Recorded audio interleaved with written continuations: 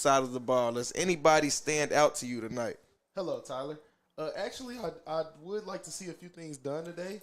Anton Pierce out there in the secondary along with Jabray Shaw. That would be very interesting to see how they match up against these receivers and the speed that Forrest City poses a threat. Yes, and I would definitely agree with you, but we cannot forget about your main man, Charlie, Big Charlie, on the defensive line. He's just picked up another offer over the weekend. I believe it was last week. I don't remember the team to be exact, but he did pick up one extra offer to make it even, and now he has 20 offers. Are you expecting a big game out of him tonight, as the Forrest City Mustangs do have the number 44 recruit in the state on the O-line, Elijah Harden? So are you expecting a matchup there? I think it'll be a pretty fun matchup to watch, Tyler, as Charlie Collins obviously imposing his will with his size and with his strength and the things that he can do on the defensive side of the ball as far as a pass rusher and also being a run stopper. I think that'll be pretty interesting. And also when asked about what he looked forward to the most today, he said he was looking forward to setting the tone for the season and displaying how talented their team can be and letting people know that they are there to handle business. Definitely, we will see if the Mills Comets are battle ready, as they will be battle tested tonight going off against the Forrest City Mustangs. And we did get a chance to catch up with Coach Lee over the weekend, and Coach Lee stated if the team just plays together as a team, doesn't play individual ball, looks to help each other out, that they will get a win. What do you have to say about that comment there? Because I feel like it does hold a lot of weight. I think it'll go along with just the trust that they have in each other. Everybody trusting each other to do their own assignments and making up for each other's mistakes with hustle and effort. Those are the big parts of playing as a team together. After catching up with one of my favorite receivers, QJ King, he told me the only thing stressed during practice for him was firing off the ball every play, even when the play isn't coming to him. He wants to make every rep look the same. I asked him, was he feeling prepared for tonight's matchup? He said, yeah, my coaches and teammates have been working their butts off this week, and he's ready to suit up to get prepared for this game tonight. He feels like he will have a big game, and he's just looking to help his team out any way that he possibly can. And I'll be interested to see if QJ can help secure the edge block, as he is not the biggest receiver, but he is a great playmaker. And it'll be interesting to see how QJ can get involved in some of the run game tonight on the outside as a blocker. Yes, and also after speaking with not only QJ, but Jabray Shaw as well, his goal for the season this year wasn't really an individual goal. It was more of a team goal. All of them said that their goal is one mission, and that's to win state championship, as Jabray emphasized that he will do his part to help them get that ring. Those were his exact words, and I believe that he will stand out.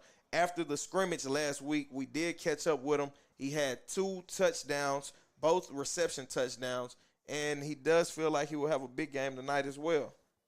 I think Jabray Shaw will be a great kid to watch for this entire state. It'll be interesting to see what type of offers he picks up, even though he has the verbal commitment to University of Central Arkansas. Now, Carl, the one funny thing that stood out to me when talking to Jabray, I said, do you have a game day routine? And he looked at me kind of funny and just laughed, and he said he doesn't have a game day routine. But the funny thing about it, he said what he does before the game is a slight arm workout and listens to music. I mean, I don't really know what to say about that. I've never really heard of people doing arm workouts before the game. Maybe they do, maybe they don't. I know Brian Dawkins had a weird kind of game routine. So, I mean, everybody has their own little routine. So, if that gets him going, I just hope he can do his thing tonight. And I wonder what type of music is on that playlist. I might have to have Jabray share their playlist with me, Tyler. It'll be pretty interesting to see what motivates that kid as we see him make plays day in and day out. Yeah, and just like Jabray's music, also talking to QJ, he told me he had a playlist called That Yeah. That Yeah. He said it gets him in his zone and it gets him locked in for the game. But not to just talk about the star-studded players on the Mills Comets side, we want to go towards that Forrest City Mustangs side of the ball. And during this pregame warm-up, what all did you see from the Mustangs? I saw a great warm-up a great stride and a great takeoff from number 2 receiver, Kyman Lee. So it'll be interesting to see tonight how he matches up against Anton Pierce and Jabari Shaw back there in that secondary. Definitely. And that running back number 6 they do have is Aiden. We don't have a last name on him. Man, he shows some speed. He's going to be a person to watch out for tonight. But as we watch out for him, we also want to watch out for Charlie, as we keep saying his name. He will be the showstopper in the middle of that defense. And it'll be interesting to see if the Mustangs will be able to contain him tonight and if they will use a double team or different schemes to get the ball around him or over his head.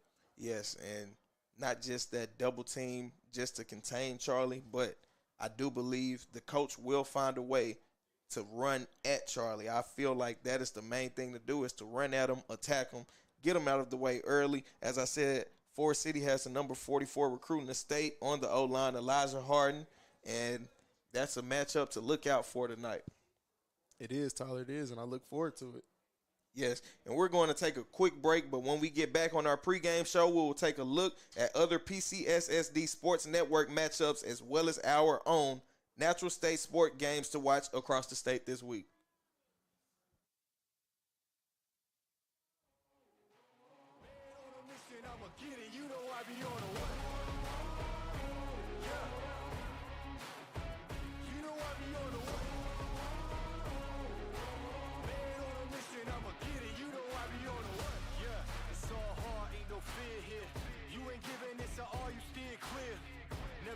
I've been down and I reappear. You got some money on the line, you better put it here.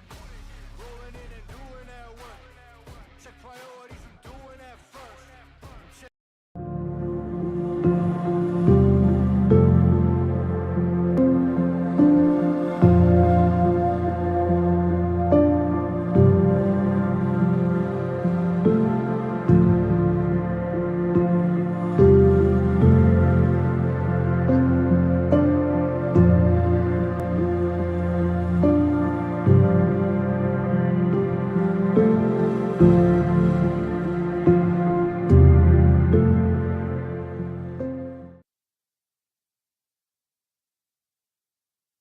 It's the Labor Day sale at Akel's Carpet One. Get up to 50% off store-wide with payments as low as $40 per room, plus 18-month no-interest financing. We make it beautiful for less.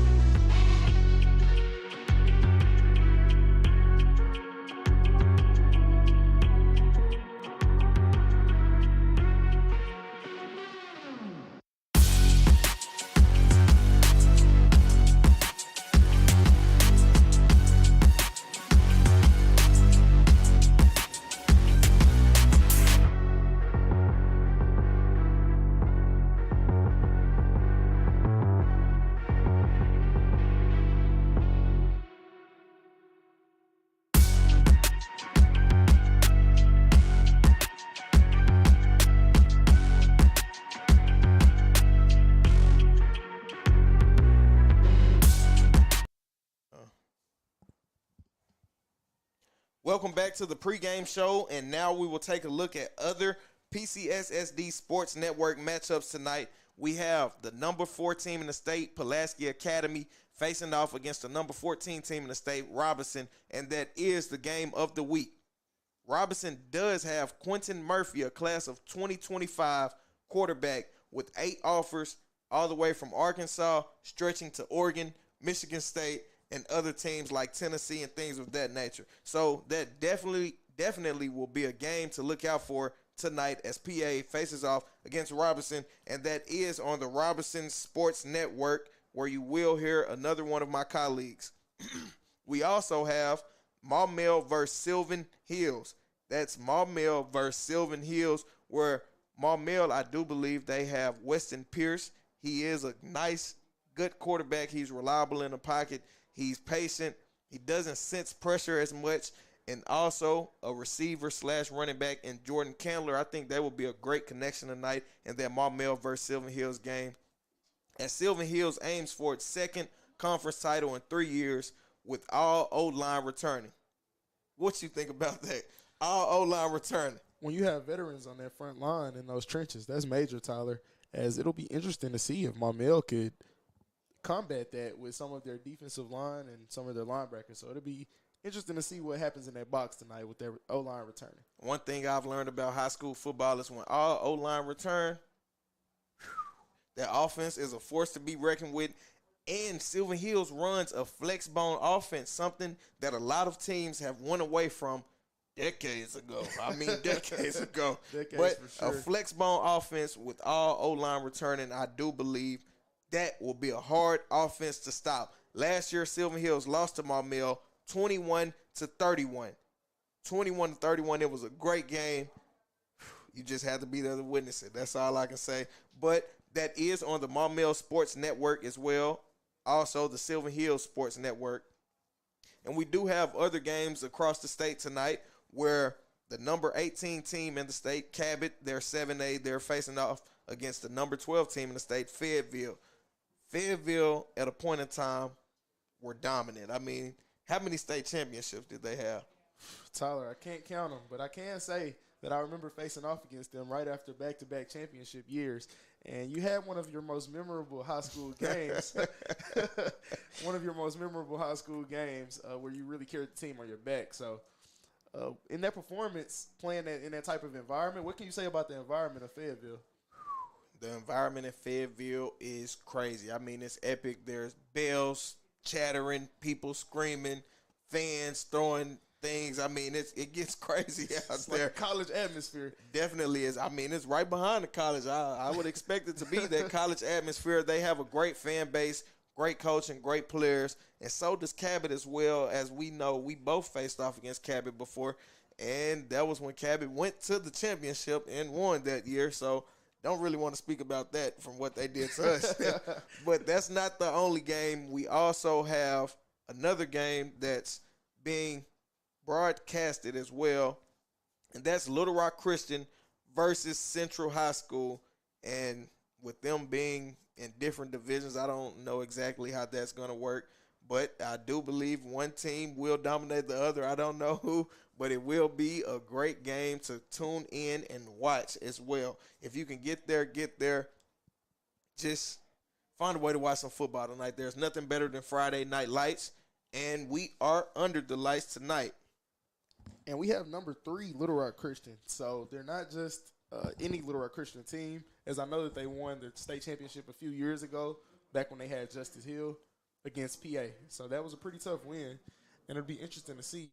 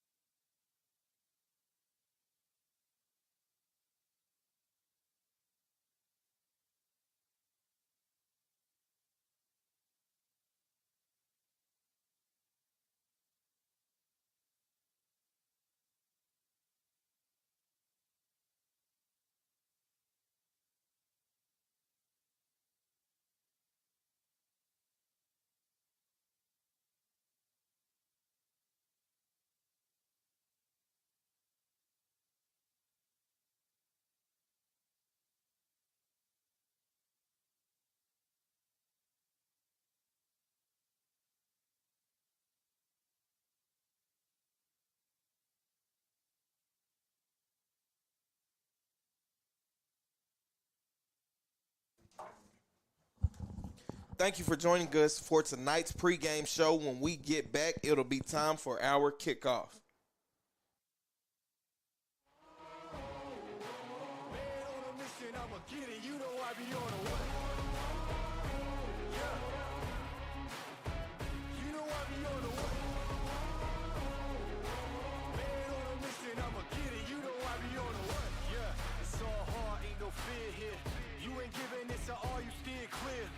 Never beat, I've been down and I reappear.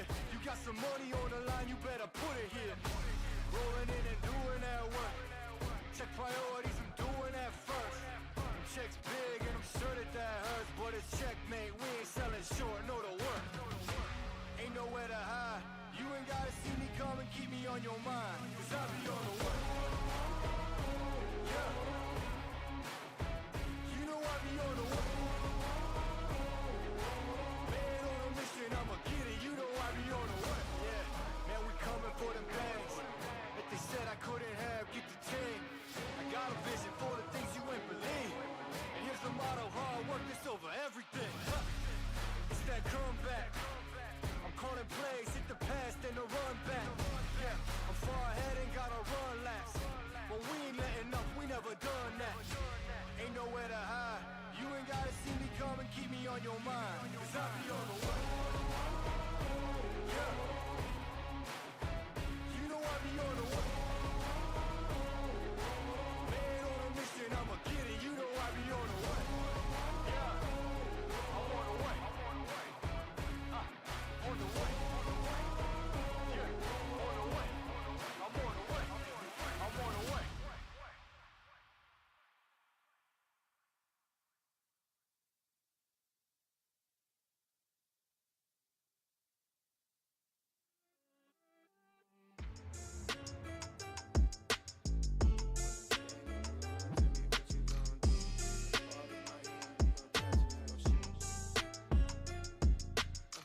When the game on the line, you can't fold and you can't bend.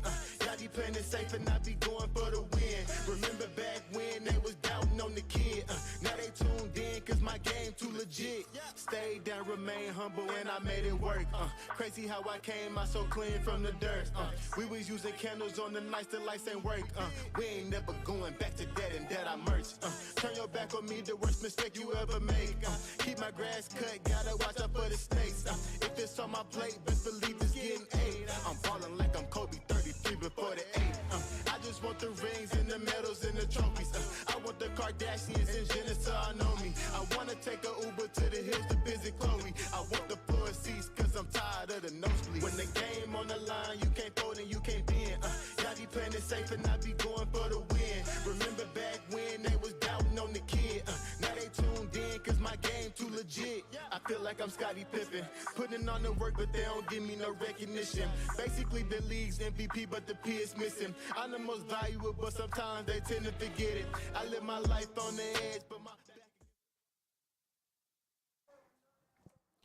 Welcome back, Mills fans, to Comets Football on the PCSSD Sports Network, brought to you by Natural State Sports. It's almost time for kickoff, and we're almost bombs away.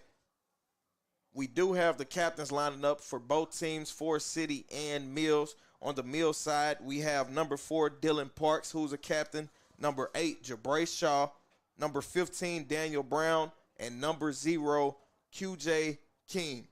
On the Forrest City side of the ball, we have number 71, Alexander Ism, number 73, Elijah Harden, and number 29, that is Willie Murphy. They are taking their time trying to see who will be getting the ball first. Carl, before the game starts, who do you think sets this tone? Tyler, I think this is one of those games where the game will be won in the trenches, so it'll be interesting to see. The Mills Comets will be receiving the kick. Forrest City will be on defense. Get ready, get your popcorn, get your drinks, get whatever you need right now, and be prepared because it is almost time for kickoff. Almost time for kickoff. We see the Mills Comets lining up in the back of the end zone. They're ready to run out of their side of the end zone, run through the sticker. run through the cheerleaders. Man, this is a feeling like no other. I could only imagine being out there again. We do have Coach Lee at the 41-yard line stretching. I can tell he's going to be a sight to see as well, and not just the team. But here we are, and here we go. Led by Charlie Collins, the Mills Comets take the field.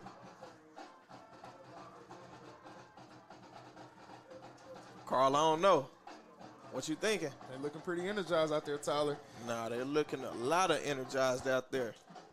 Looks Coach did stress that this will be a battle tonight, and he does believe that his team is battle tested. I do think these guys are battle ready. Just watching them practice this week, Tyler, it seemed like they had a different energy about themselves after facing off in those scrimmage games last week. And it got pretty intense. They actually had to stop those games. As you can see, the intensity pouring out into the players. So it'll be interesting to see tonight. It will. The Mills Comets takes the field, and the Forrest City Mustangs are set to kick the ball off. Back deep, we have QJ King, and we also have Daniel Brown on the other side of QJ. Let's see where this goes.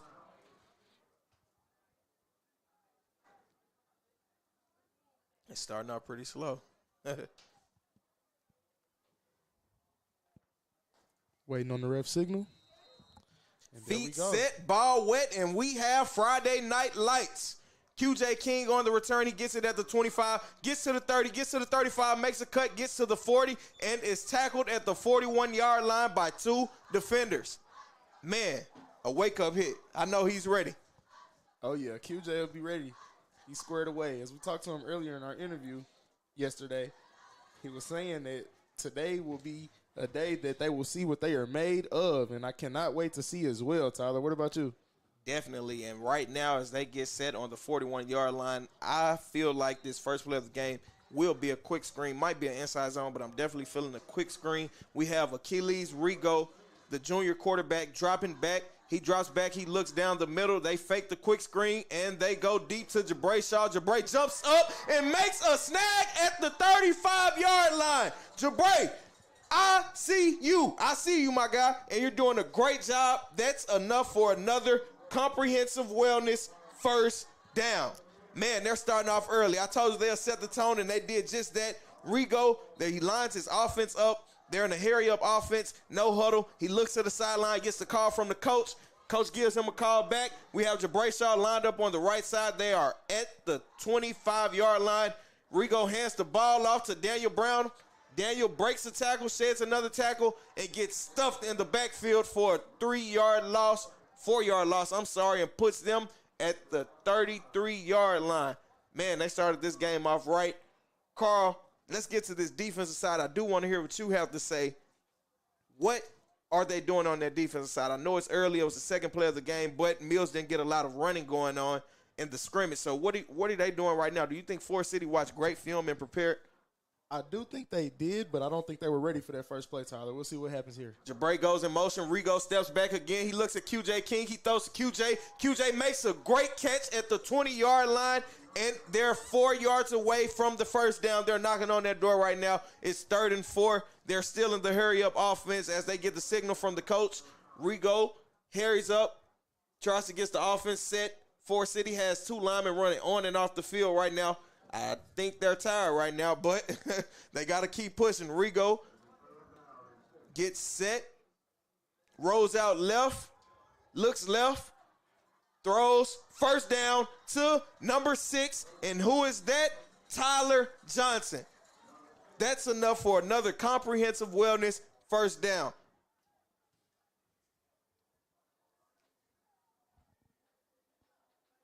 And it was kind of interesting to see them take that shot down the field on the first play, Tyler. It doesn't look like the Forrest City Mustangs are ready for that one. Tyler looks to hurry up and get off the field. Now that they are in the red zone, it's 1st and 4. They line up in a powerhouse. Rigo hands the ball off to Jabray. And what do you think? It's another touchdown for Jabray Shaw. I mean, just add that to the stat line. Add it to the stat line.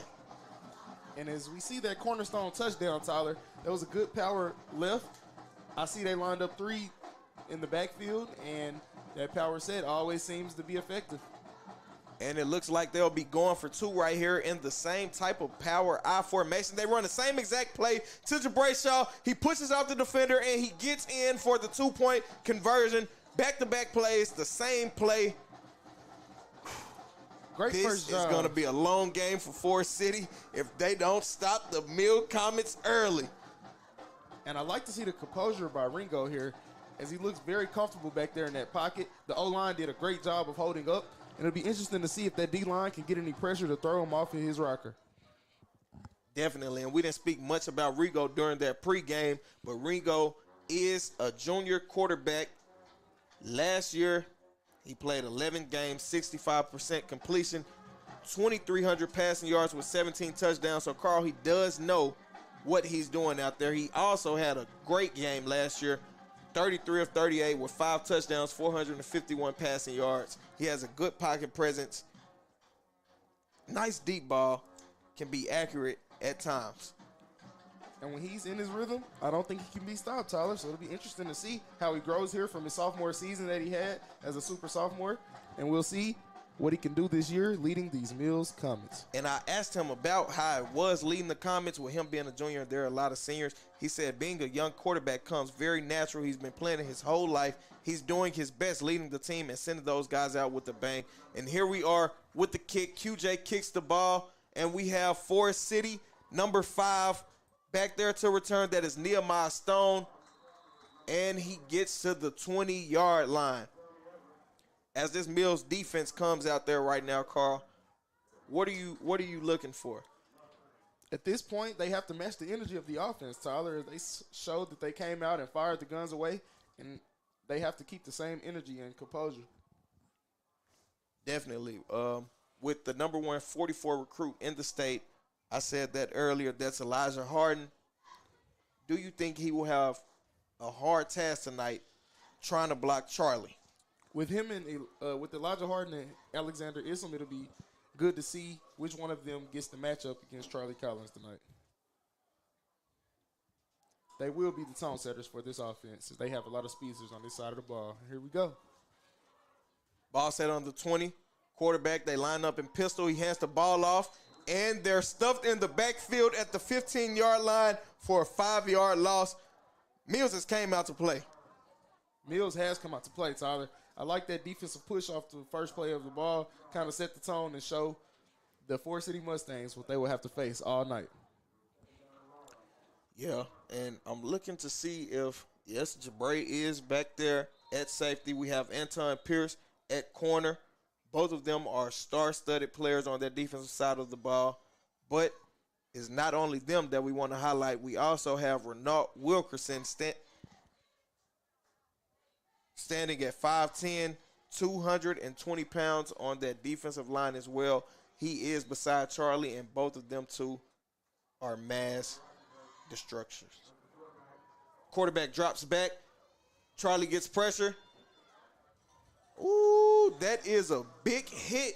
He's tackled by 2 players. That's Jalen Into, and the other one has his jersey rolled up. We can't really give him the props right there. I don't know what number he is, but it is now 3rd and long. 3rd and acres, I would want to say. And Forrest City looks like they're in trouble right now. Ball is on the 15-yard line. They're looking to the sideline to get the signal. They're still looking at the sideline to get the signal. Jabari Williams is at quarterback. He's trying to keep his team composed. Let's see what they do here. I feel like it'll be.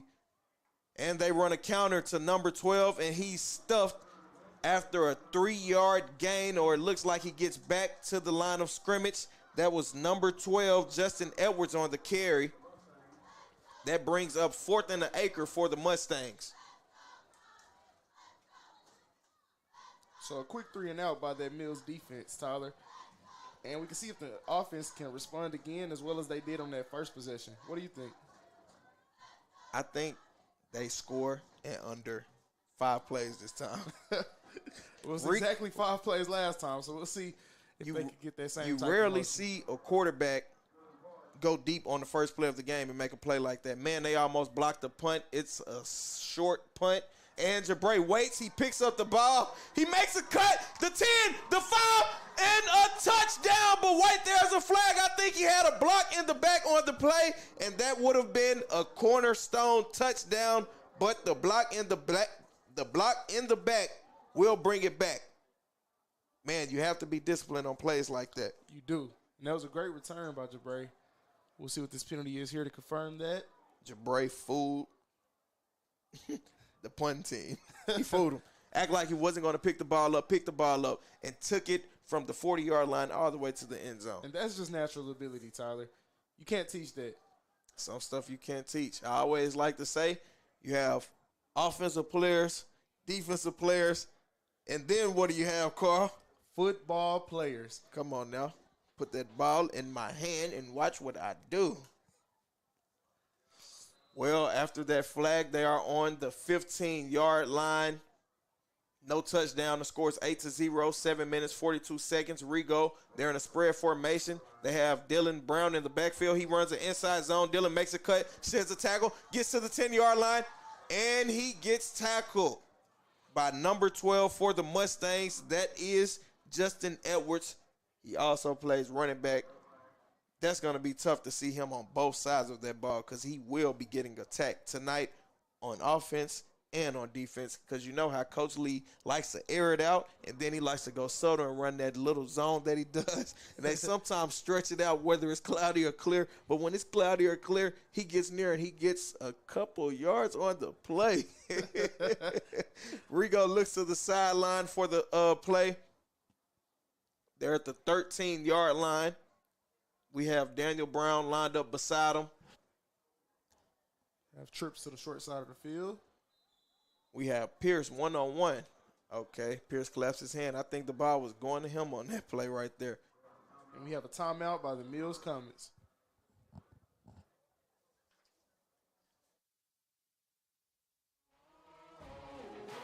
Man on a mission, I'ma get it. You know I be on a what? Yeah. You know I be on a what? Man on a mission, I'ma get it. You know I be on a what? Yeah. It's all hard, ain't no fear here. You ain't giving this to all, you steer clear.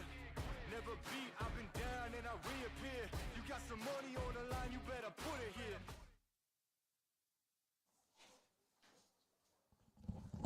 And we're back as the Mills Comets takes the field at the 13-yard line. Rigo is in spread formation, trips right, Anton Pierce, one-on-one, wide side of the field with the Forrest City Mustang, but Jabray Shaw is in the backfield. Will we have a play action here, a fake screen, or a go route? They send one in motion. They actually run a jet sweep, and Dylan Parks gets to the outside. Jabray gets a good block. Dylan to the 5-yard line, to the 4-yard line, and he is pushed out of bounds by a Mustangs defender. Man, it looks like Dylan is hurt on this play right now, and I hate to see that right now as he holds his knee pounding on the ground. Coach Lee runs out there to make sure his player is okay as well as the trainers. Carl, I hope everything is okay right now, man. We hate to see a player go down the beginning of the season. We hope that it isn't anything bad. Me too. And Dylan Parks, number 4, he plays on both sides of the ball as well as Jabray Shaw. He's one of the more versatile players on this Comets offense and defense. And we're going to hope that everything's okay here as we have the trainers going out as well as Coach Lee. And we will take a quick break right here as it is 8-0. The Comets are in the lead, 7 minutes and 21 seconds left in the first quarter. Man on a mission, I'ma get it. You know I be on a what?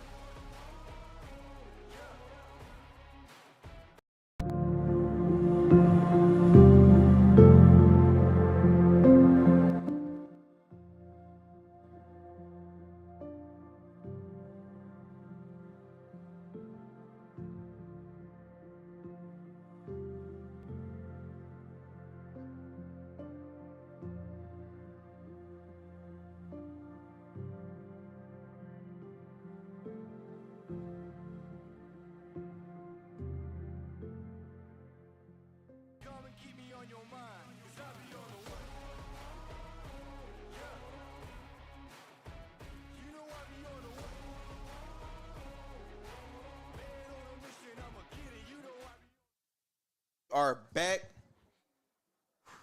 Was it a flag on the play? I do believe it was. The Mills Comets have just been pushed back from the 5-yard line all the way back to the 25-yard line.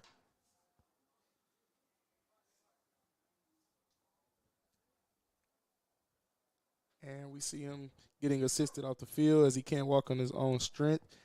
And Dylan Parks, you will be in our minds and in our hearts as this game continues, and we hope that everything is okay. Thanks to the training staff for making a quick rush out there. As you can see, the look on Coach Lee's face that Dylan Parks is really one of those players. Definitely on both sides of the ball. But Dylan, hopefully you can get back out there. It looks like it's an ankle sprain, I would say, as he can't put weight on that foot. He does have both ankles taped. Man, that momentum was working against him that time as he ran to the sideline. As you can see, this sense of family as Charlie Collins, the best player on this football team, helps carry his teammate off. And we are back for the football as the ref blows the whistle. Rigo lines up there and trips right again. Anton Pierce to the left. I sense a go route. Like I said, a go route to Pierce. Rigo shares a tackle. He points. He throws the ball, and he throws a pick to the Mustangs. Number 3, Rashad Washington. He's at the 40, the 30, the 20, the 10, and that's a cornerstone touchdown for the Forrest City Mustangs. Man, you got momentum there. And that's one of those things where Ringo, we just want him to get the ball out of bounds, but instead he tries to force the throw across field, across his body, and you see the results of that, a pick 6. Rashad Washington, there was no momentum on that Forrest City side of the ball as it was all sucked out of them. The life was sucked out of them, but Rashad Washington just gave them momentum, and in games like this, when you have momentum, I don't even know what to say. But we do have the Mustangs, Forrest City. Justin Edwards lines back to kick the ball. And wait, nope. They're in pistol formation. I'm sorry. Looks like they'll try to even the score here, Tyler. At 8, try to knot it at 8 with 6:58 left in the first quarter. Man, look at the line of fans outside. I mean, the line is wrapped around the building. Oh, my gosh. Who are they here to see? Is it me? Is it you? Is it the Comets? I'm not sure. It's a highly anticipated matchup, Tyler. And they snap the ball. They hand the ball off. And Justin Edwards gets stuffed in the backfield. So the score is 8-6 with 6 minutes and 57 seconds left. The Comets will be stepping back for kick return. Let's see what Coach Lee dials up on this drive. Carl, what do you think went wrong? I need the defensive guru to guru right now. Well, the linebacker stayed home on the backside of the field, even though that Ringo was being forced out right, and that caused the crossbody throw, as I mentioned, and that led to the pick 6, Tyler. And the crossbody throw is never good for any quarterback. The crossbody throw is never good for any quarterback. But he just has to shake that off, and he has to keep going. As the Forrest City Mustangs line up to kick the ball off, we have QJ King and Daniel Brown back there on the 20-yard line and waiting to kick. Let's see what happens here. He might not want to kick it. He might not want to kick it to QJ on this, his left, our right. And he does. It looks like they're doing a return right. QJ is patient. He hits the hole. He gets to the 45, stiff arms the defender, and runs out of bounds. QJ is very explosive as well. I see they're kind of doing this short kick here, but he sure can't take one of those to the crib, so it'll be interesting to see if their special teams can hold up. Yeah, and before the Comets get back on offense, I would like to say that you all can follow us on Facebook and on YouTube on the Mills Sports Network. That is the Mills Sports Network. Ringo is back. The ball is at the 49-yard line. And let's see what Rigo does. They go trip left with QJ out wide to the right. The refs blow the whistle. And Forrest City calls a timeout as they weren't ready for that. They must have saw something they didn't like, and we will be back in a moment.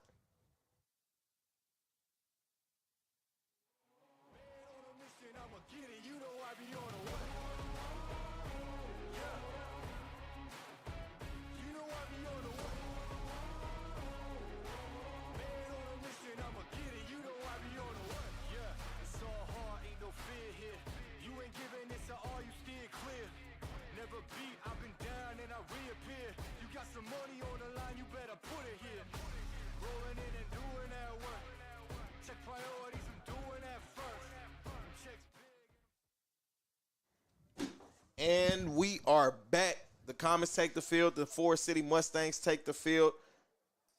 Coach Lee still wants the same matchup that he must have seen at first. As the ball is at the 49-yard line, we have trips left. QJ King spread out right by himself. That's a one-on-one matchup, but they choose to run the ball. They give it to Daniel Brown. He makes a cut. He sheds it to defender, and he gets tackled down at the 45-yard line. Run, young man, run. That's all I can say right now. It looks like the Comets have gotten better on their inside zones, their zone blocking, and that will be something to look out for this game. As coach, Daniel's a workhorse, so he is a guy that can take 15 to 20 touches a game, so it'll be interesting to see how much they use him here. He definitely can. His trips left again. Rigo looks left. He throws to Pierce. Pierce gets his first catch. Pierce to the 30, to the 20, to the 10, and we have a cornerstone touchdown. Pierce, man, your time is going to come. All you have to do is be patient. The score is now 15-6. It looks like Coach Lee wants to go for two. They go for two. 6 minutes, 7 seconds, 15-6. What do we have here? Anton Pierce, I asked him, I said, are you more excited about the offense or the defensive side of the ball this year? He said, I'm really excited about both sides. We have guys that have been working hard this offseason, and I'm ready to see it pay off for all of us. The ball is at the 3-yard line. Rigo runs a quarterback read, and he gets stuffed in the backfield. No gain right there. But the score does go up. It is 14-6 with 6 minutes and 7 seconds left in the first quarter. I told you, I don't know when I told you, Carl, but I told you, I said it would be under 4 plays. It was under 4 plays. You did tell me that, Tyler. Coach loves the quick screen. Quick screen, sunscreen, any type of screen. Screen door, let's run a quick screen. Let's get the touchdown. And I tell you one thing about Pierce. His first name isn't Paul, but he is the truth. I love that, Carl. I love that. He definitely is the truth. I asked Pierce what motivates him and keeps him going. He said his family, they push him. They support him every day. His brothers, his coaches, they continue to have faith in him and have his back at all times. Pierce did go off last season. Would you like to speak on that, Carl, or would you like me to? I would like you to speak on that, Tyler. Anton Pierce, he has 3 offers, but last year during the season, he had 36 receptions for 715 yards, 8 touchdowns, 19.8 yards per catch. On the defensive side, 1 sack, 4 interceptions, so you know the hands are amazing, and he also has 65 tackles with 3 tackles for a loss. Pierce, your name will be called tonight. That's not the only touchdown. That will not be the only touchdown. I believe so as well, Tyler. And as he is committed to Army, it'll be interesting to see if they play him on the defensive side of the ball or the offensive side of the ball, because he really is versatile. It's pretty tough at the next level, but this kid can do it all. And the Comets line up to kick the ball. That is Daniel Brown, Mr. Do-It-All, I'm assuming. Nope, that's QJ King. They fooled me. QJ, you do it all, I guess. And Forrest City, he doesn't get a good hand on the ball. He gets tackled and he fumbles. He fumbles, but wait, there's laundry on the field. All these flags, all these touchdowns, we do not want to keep getting them called back, but there is a flag. It looks like it was a face mask. That touchdown might be getting called back. But stay patient. Stay patient with this. And this special teams is the third aspect of the game. As my late grade coach told me, Scooter Register, he said that special teams is the third aspect of the game. So my former coach told me that. I always took heed to that and saw that could be the determining factor in any Tell the football truth game. now. What did he actually say, Carl? Special teams wins games. Field goals win games. I never understood it. Probably will never understand it. But Special teams is an important factor. So that touchdown doesn't count. It was a face mask on the play. Happened before the fumble. It's what caused the fumble. Forrest City does have the ball at the 28-yard line. They're in pistol. He hands the ball off to number 28. That's Willie Murphy, and Willie Murphy gets about 4 yards on their play. There's more laundry on the field. And what do they have here? I would guess a holding here, Tyler. We'll see. It's normally a holding when there's a stretch play, an outside zone, anything of that nature, because they're trying. What are they trying to do? They're trying to hook the defender. They're trying to get that outside leverage, turn that shoulder, get the running back to the outside, hit that sideline, bounce for a touchdown. But no, as the Dikembe Mutombo always said, no, not on me, because this defense is here. Like we said earlier, they're battle-tested and they're war-ready. And as we know that middle is hard to run to, Tyler, it'll be good to see if they can secure that edge with these 2-star tackles that they have, as it is a holding call and they'll be pushed back here, it looks like, to about the 18-yard line. So it'll be interesting to see this play caller here as they have 1st and long lining up again against this Comets defense. 1st and acre with Joshua Patio lined up in pistol with his running back, and there's more laundry on the field. Man. As you see the Mills Comets player celebrating, it looks like this will be a false start penalty. And they get moved back 5 more yards. 1st and the acre. Oh, my gosh. Is this real estate or what? Man, I don't know, Tyler, but this play call right here, I'm sure it'll be pretty simple because they don't want to turn the ball over down. And they run an inside zone, and they get about 1 yard on that play. He's wrapped up in the middle. And who is that on the tackle? The pile is still on the field. Looks like 3 Mills defenders, 3 players. And who gets up? Big Charlie. Charlie did have a star-studded season last season, but we're back to this play right now. And Forrest City is making about 3 substitutions. 3 players go out, 3 players come in. Do they switch? No, that's the same number. And that is Joshua Patillo at quarterback. They're in a bunch formation, still in pistol. The running back runs out wide. It looks like a false start, but oh my gosh, that's a hit, that's a fumble, and that was number 20 on the Mills Comets, Derek Murdoch, standing at 5'10", 190, a junior. He plays defensive end. Woo! That's all we can say. No Ric Flair. All we can say is woo! And he also plays running back, Tyler. We saw him a little bit in that scrimmage, so it'll be interesting to see if they use him here today. Mr. Bowling Ball. Charlie takes a breather. He comes to the sideline. Charlie, get you a good rest. That's all I can say. Forrest City is in for a battle. The score is 14-6, 4 minutes and 39 seconds left. First quarter, 4 seconds left on the clock. But the refs haven't blew the whistle, so it might be on the refs. And here we go. Back to the action. Forrest City, 2nd and an acre. We'll tell you how much, but an acre lets you know how much it is. And they roll out to the right. He's not able to roll out.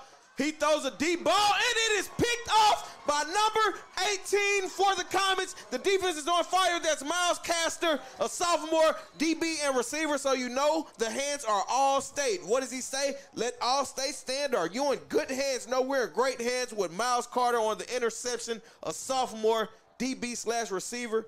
And we have a player down on the field, but the Comets will be taking the field on offense. The Comets are on fire. I don't think this fire can be set out right now. I don't need the Tyler. It's pretty tough. As we see, we have another injury on the field. The trainer's running out again, and we'll take a break here.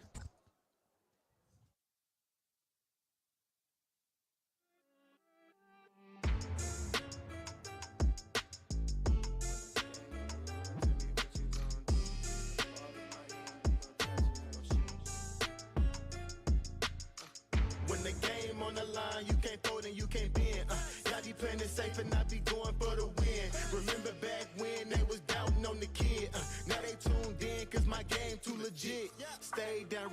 humble and I made it work. Crazy how I came out so clean from the dirt. And we are back. Looks like he runs off the field on his own support. They didn't count the interception? Whoa. Forrest City has the ball once again. They're in pistol. The ref blows the whistle. Timeout, Coach Lee and the Comets. We will be back in a second.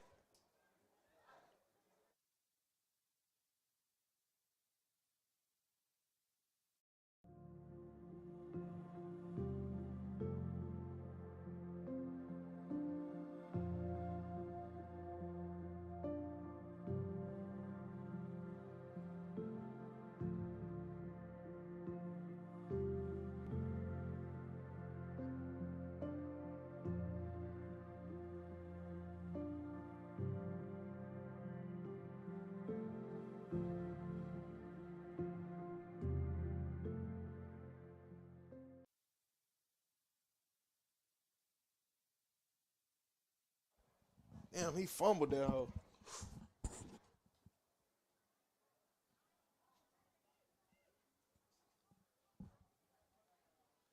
He did fumble the ball, and we'll see how they line up here as they have first and regular downing now, 1st and 10. And they loving this spread set here, Tyler. Nah, they haven't came out of it yet.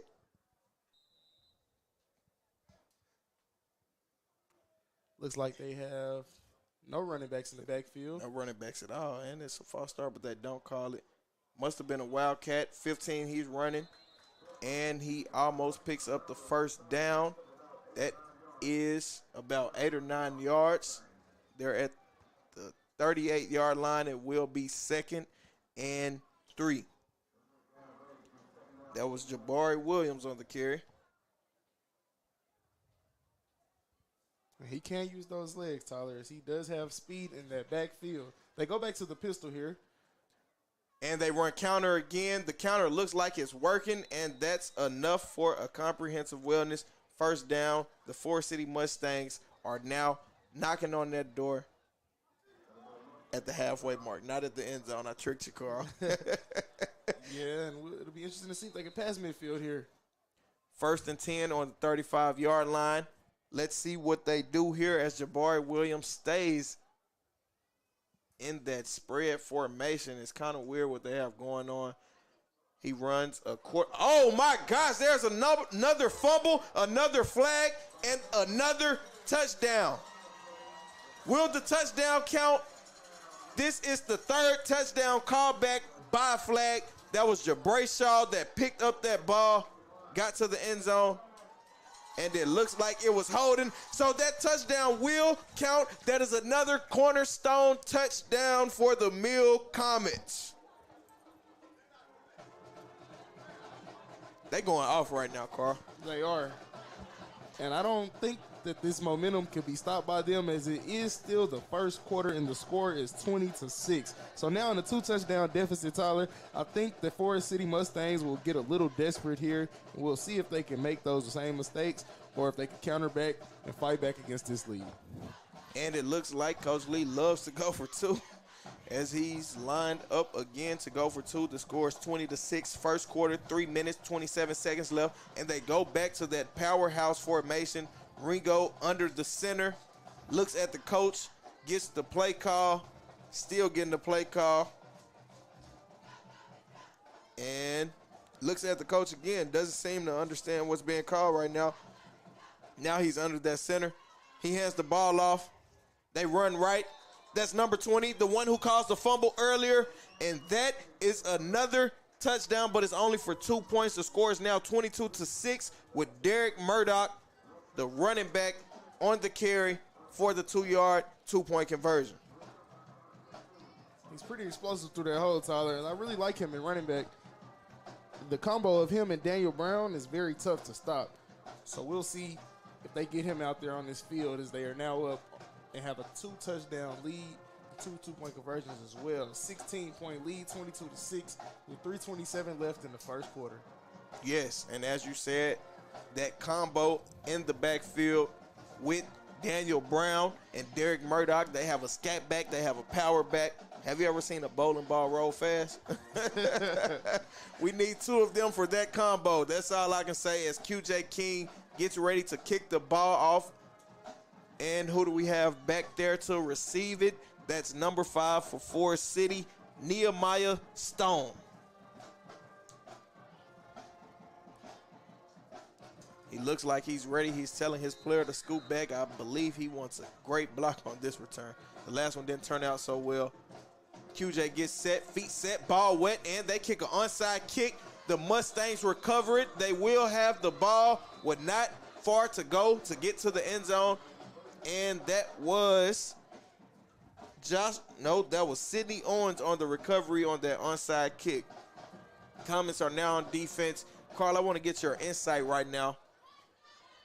What do you want to see out of this Mills defense? As they give up good field position with the squid kick that they just did, I would like to see if this defense can respond and continue to hold up against these Forrest City Mustangs. The Forrest City Mustangs' only touchdown did come on defense as he caught the pick 6, and they haven't crossed midfield yet as an offense. So we'll see if they can do that here with only 8 yards to go. Joshua Patillo lined up in a weird offense once again. Not sure what to call it. He looks right. He goes right. He throws it deep to a wide open man, but throws it out of bounds. So it is now 2nd and 10. Man, was he open. As I mentioned, Tyler, the desperation.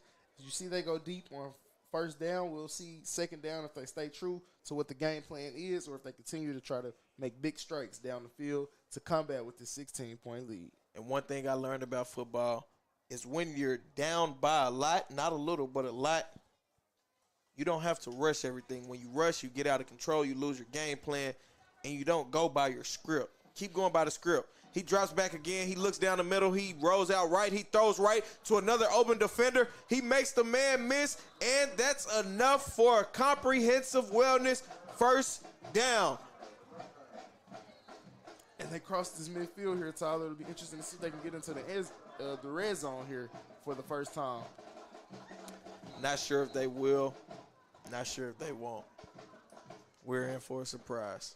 That formation they're running is killing the defense. I mean, I don't even know what to call it. They have 4 receivers out wide. Looks like quads, but they're lined up very differently from that. They have 2 fake screens. They go deep again. It was a go route and a post, and the pass is incomplete with the quarterback pressure by number 27 for Mills, and that is Zion Smith, a sophomore, also a running back as well. Not only a D tackle, but a running back as well with the quarterback hurry. Man, I wouldn't want to get in his way if he's running the ball. Not at all. Standing at 5'10", 240. Not at all. And this pistol diamond formation that they're running here is pretty interesting. I think I would like to see more screens out of this formation. Another fumble. Another fumble. And who was that on the tackle right there? That was Renault Wilkerson. Renault Wilkerson, the defensive tackle. My man, RJ, I see you. I know you love the crowd. You love to keep the crowd hyped, and you love to hype yourself up. Keep doing your thing, young man. Keep doing your thing. It's nothing like being a self-motivated player, Tyler. You always have that energy. And now the Forrest City Mustangs are backed up. It's 3rd and an acre. Once again, they have a lot of real estate, but the good thing about having that much real estate, guess what it is, Carl? What is it? You got a lot of real estate to build something. Draw a play up. Make something happen right now. They're still in that pistol diamond formation, as Carl called it. He looks right. He goes right. The ball is tipped by our running back, and it is also intercepted. He's still running. He pitches the ball to Jabray. Jabray breaks the tackle. The 30, the 20, the 5, the 10. He has these, and he gets a touchdown as he flips in the end zone. The crowd is going crazy. I'm going crazy. I don't know what to do right now. That's another cornerstone touchdown. I mean, we could draw it up if we wanted to. There was a fumble on the play by a hard hit, and that was our running back, Derek Murdoch, on the tackle, who forced the fumble, who then got picked off by Ryan White, our linebacker, who broke a couple tackles, Pitch the ball to Jabray. Jabray is always around the ball. We like to call that a ball hawk. He caught the pitch. It wasn't a forward pass. He ran from the 40 to 30 to 20 to 10 to 5. He flipped in the end zone.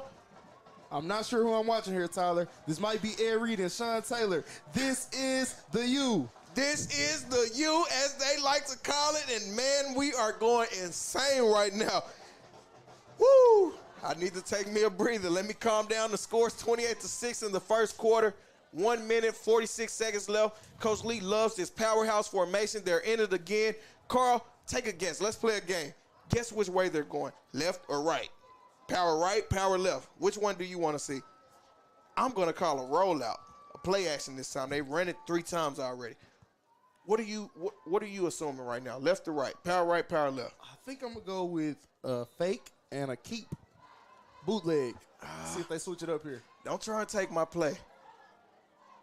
And they don't switch it up. They run power right. And that is it no good or is it good? The refs are running in to determine.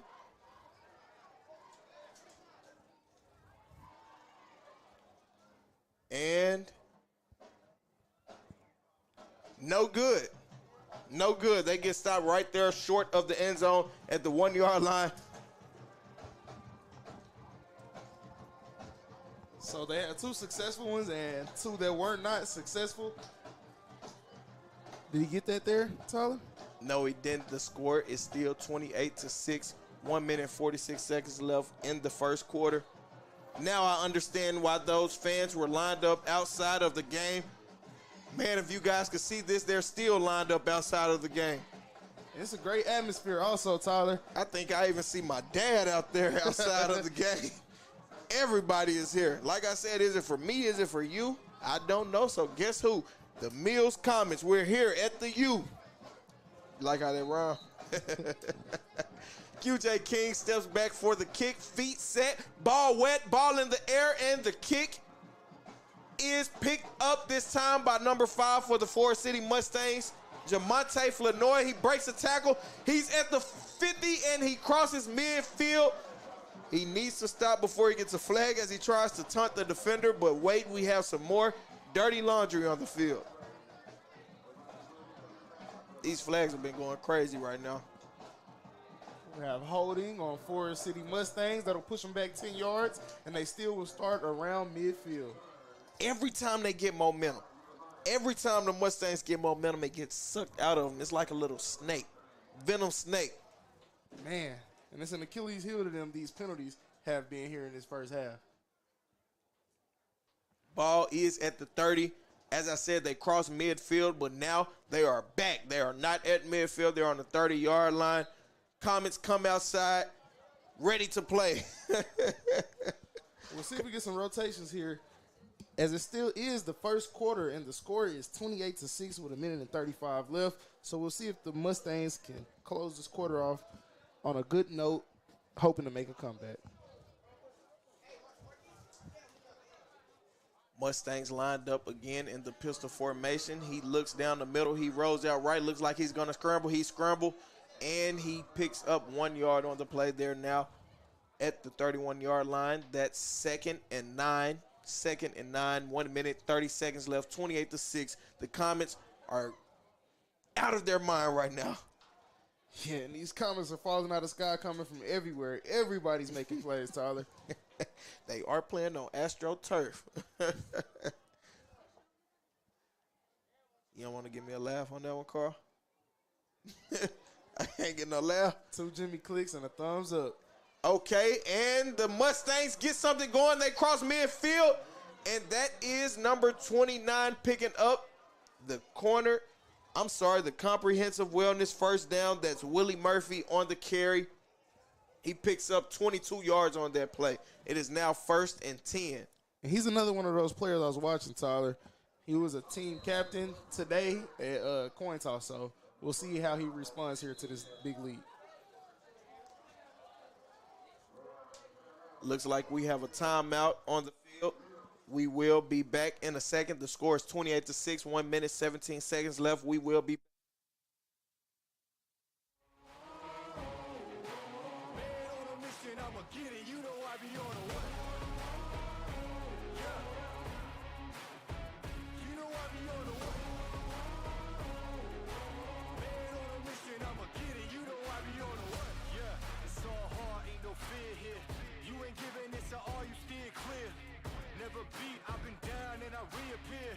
some money on the line, you better put it here. Rolling in and doing that work. Check priorities, I'm doing that first.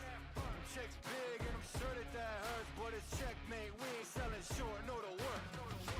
Ain't nowhere to hide. You ain't gotta see me come and keep me on your mind, 'cause I be on the way.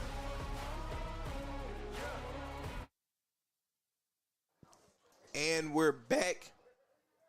The Mustangs cross midfield.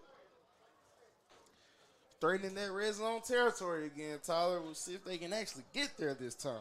Man, it's hard to cross that Red Sea. That Green Sea, as we might call it. And I'm loving the uniforms that the Comets are wearing. Similar to Oregon.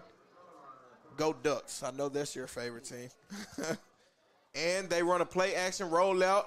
He throws the ball out of bounds as he is rushed by 3 Mill defensive players on that play.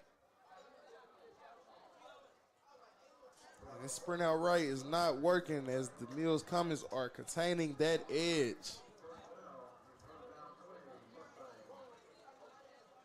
And it's more laundry on the field. I think that was an The attempt. Mustangs are now backed up, as I like to say, first and the acre. First and 19. The Mustangs look to the sideline for the play. They cross midfield, and now they're going backwards. What do they say? It's like we take 5 steps forward and 10 steps back. Jabari Williams in spread, and he's stuffed in the backfield for another 5-yard loss. It is now 2nd and 24, 2nd and an acre, whatever you want to call it. I always said you'd like to have more real estate to work, but their real estate is going out of business right now. I'm not sure what's going on. Nothing but land, Tyler. Nothing but land. We'll see if they can plant a couple bricks here, foundation, to build up something. As the Mill Comets have this lead, time winding down, less than 40 seconds left in this first quarter with the 28-6 lead. And they do have to run a play.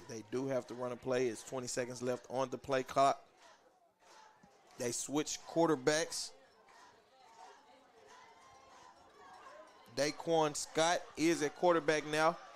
They're in a pistol diamond formation.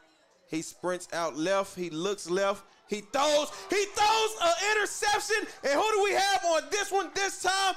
Oh, my gosh. Looks like, is that 15? Is that Daniel Brown running to the house like that? And he gets down to the 15-yard line. He jumps, he looks, and he soars. Young man run, young man run. I see you out there. Daniel Brown looking pretty good out there, Daniel. We see you. You are going crazy. You going crazy. Keep going. When you have your running back making plays like that on the defensive side of the ball with such a nose for the ball, being such an eagle, such a hawk on that ball, it's nothing but good news for you. So how do you think Coach Lee feels about his offensive players playing defense? He's making those plays on the defensive side of the ball. We have depth at the running back position. He can make as many plays as he wants. The sky is the ceiling for this offense now as they have a comfortable lead with 7 seconds left. We'll see if they try to get a shot at the end zone on this last play of the first quarter. Rigo is in spread formation. We have trips right, Anton Pierce, man covers to the left. They run, oh my gosh, what happened right there? Oh.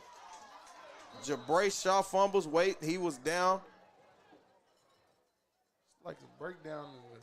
I'm sorry, that wasn't Jabray, that was QJ King. The 0 and the 8 do look similar. Sorry about that, QJ. QJ, I really like him, man. He's a great receiver, plays his role. A very coachable kid. I like to see how he interacts with his teammates and coaches in practice, and also how he responds to us as we ask him questions. He always refers the questions back to the team and the success of the team instead of being an individual and worried about his own self. Rigo takes the ball. It's 2nd and 10. They're on the 20-yard line. He drops back. He looks right. He has pressure on his backside. He fumbles the ball, and the Mustangs recover. This is Rigo's 2nd turnover of the game, but he has helped his team put up 28 points. Young man, keep that head up. 28-6. That's the end of the first quarter, And that will do it. We'll be back with more Comets football on the PCSSD Sports Network, brought to you by Natural State Sports.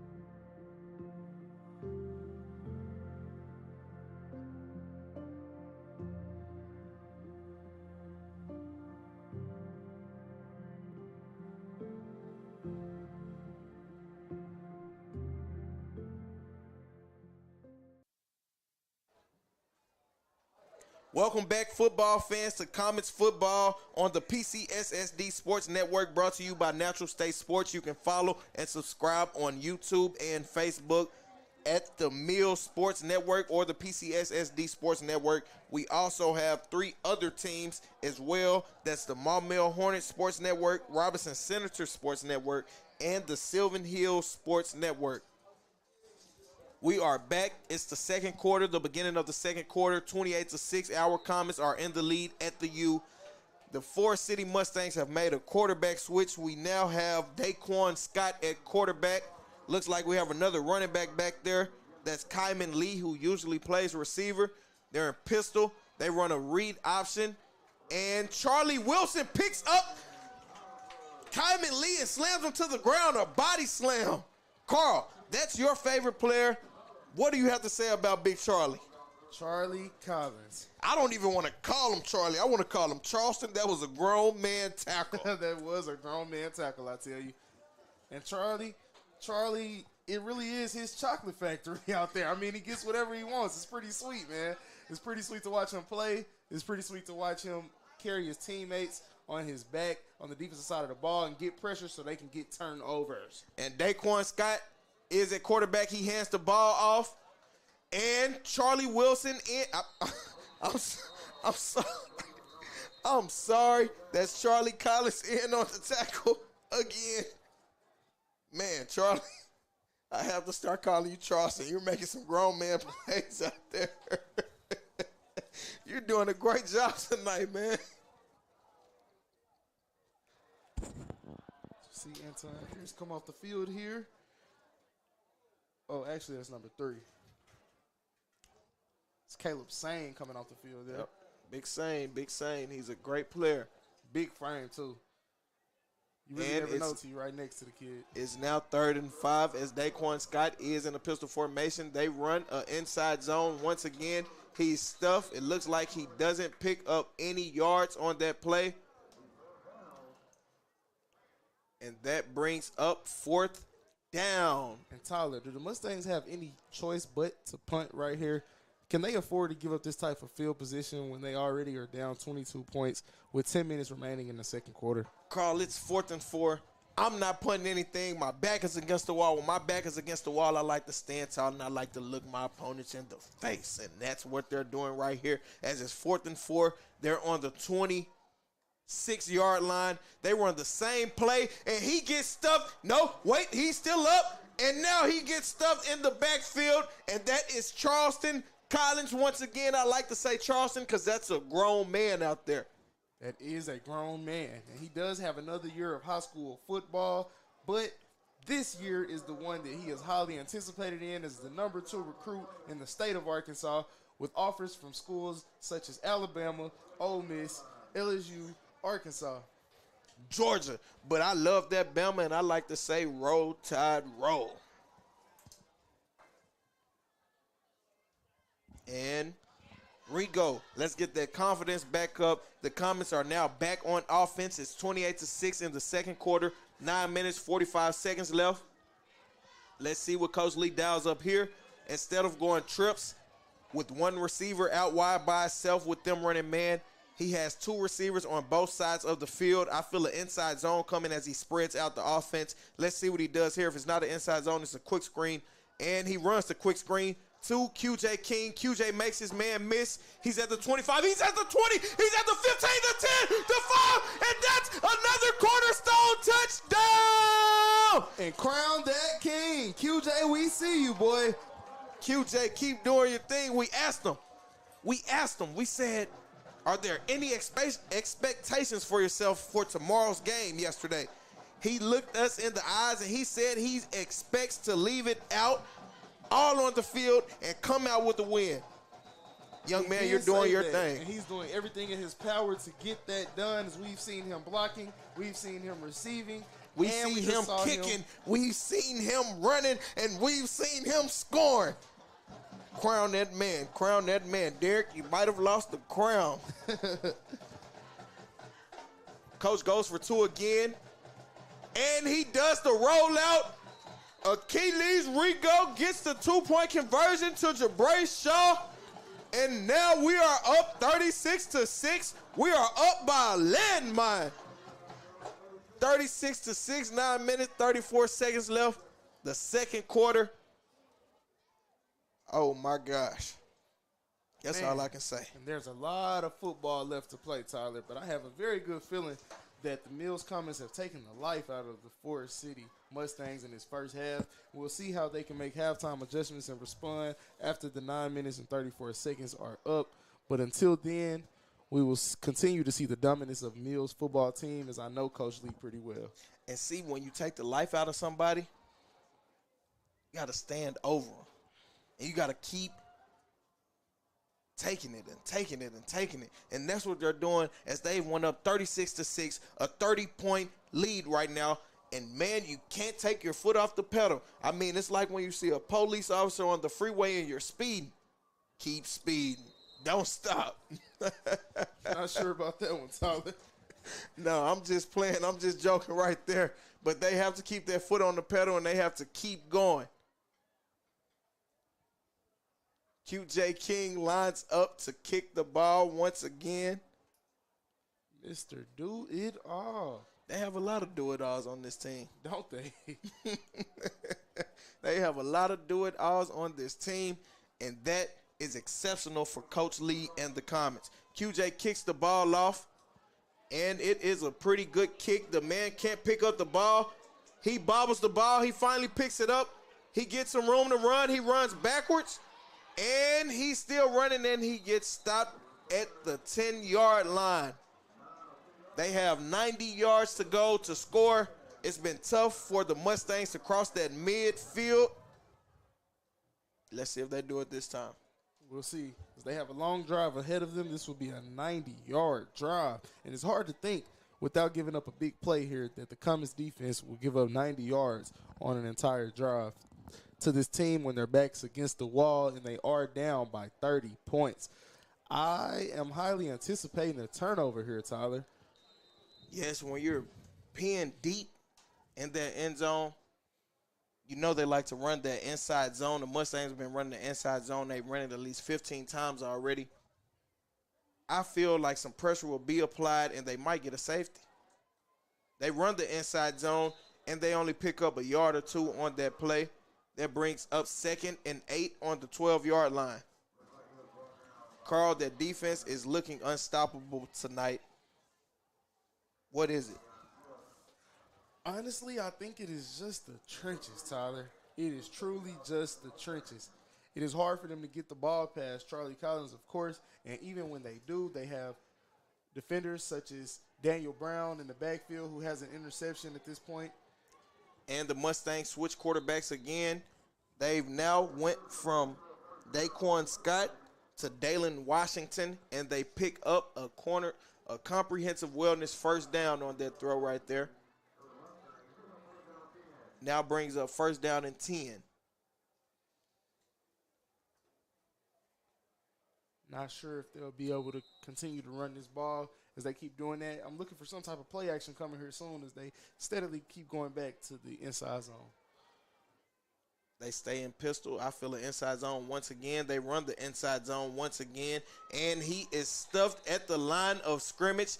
It is now 2nd and 10. And what do we have here? We have some players getting chippy on that sideline, but they calm down. Forrest City can't get anything going right now. It's only the second quarter. They're down by 30. What is it? The long night continues to just get longer. When they did have offensive motion, they had a lot of penalties that held them back and prevented them from being able to push the ball down the field with the mental mistakes. And now that they got that underway, they have to get control of this front line here. And he drops back. He rolls left. He throws crossbody. He completes the pass, and that's enough for another comprehensive wellness first down. It will now be 1st and 10 on the 38-yard line. They're knocking on that midfield yard mark. And let's just see what they can do. Charlie comes back in the game. Let's see if a play gets made. Another big player on the defensive end is Derek Murdoch. He's come up and made a lot of tackles today. So I just saw him sub back in. It'll be interesting to see if he can make a play here.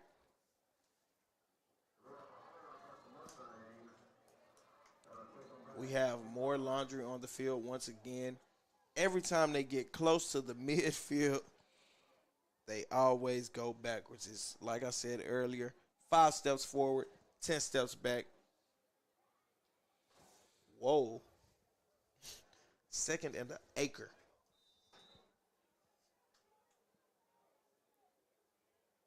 Have tight doubles out here wide, Tyler. They're on the 16-yard line. Somebody coming off the edge. He's rushing off the edge. That's Charlie coming off the edge. And that is Jalen Ento in on the tackle. He stands at 6'4", 170 outside linebacker. Great tackle. Jalen Ento is definitely also one of those players, one of those prototype linebackers. He looked to gain weight here this summer, and he is only a junior, so he will be joining Charlie Collins back here next year at the U. The Forrest City Mustangs have to get it going right now, Carl.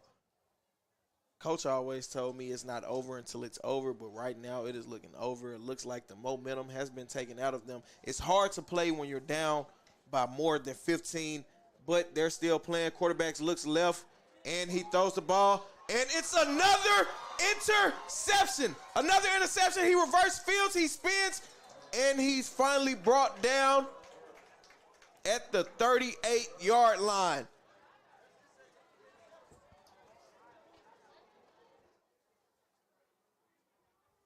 We don't have a number for who that is. Miles Castor. Miles Castor on the interception. Miles made another play earlier in the game. That's his second play of the game. A pivotal point. But who needs to pivot when you're up by 30? We'll see if they take a shot here after the turnover that was committed by the Mustangs, as I know Coach Lee likes to take shots in these type of situations to really snatch the heart out of the team. Yeah, Coach Lee loves to do that. He likes to put that nail in the coffin early. As we said, it's still early. It's the second quarter. I'm not sure if mercy rule is still something that's around in the high school football, but Carl, you see a deep shot, I see a quick screen. A quick screen that may go all the way.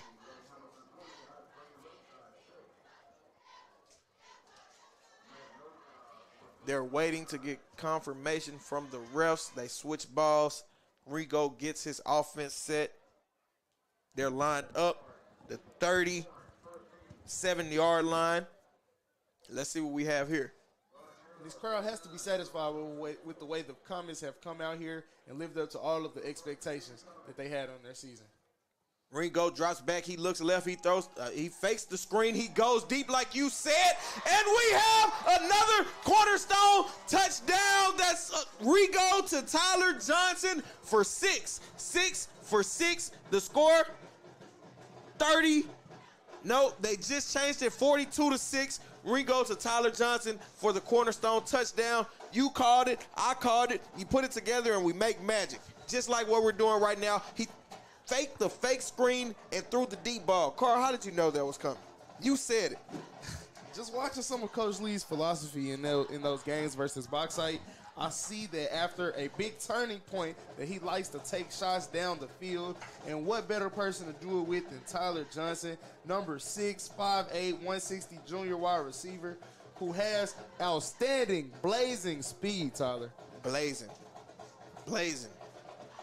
Coach Lee, I love his composure right now. He's been poised. I know that's a great feeling for the players. It's a great feeling for the players. They line up for the 2, and Ringo that takes is it a in touchdown himself. for Ringo. He takes it in himself for the 2-point conversion. It is now 44-6.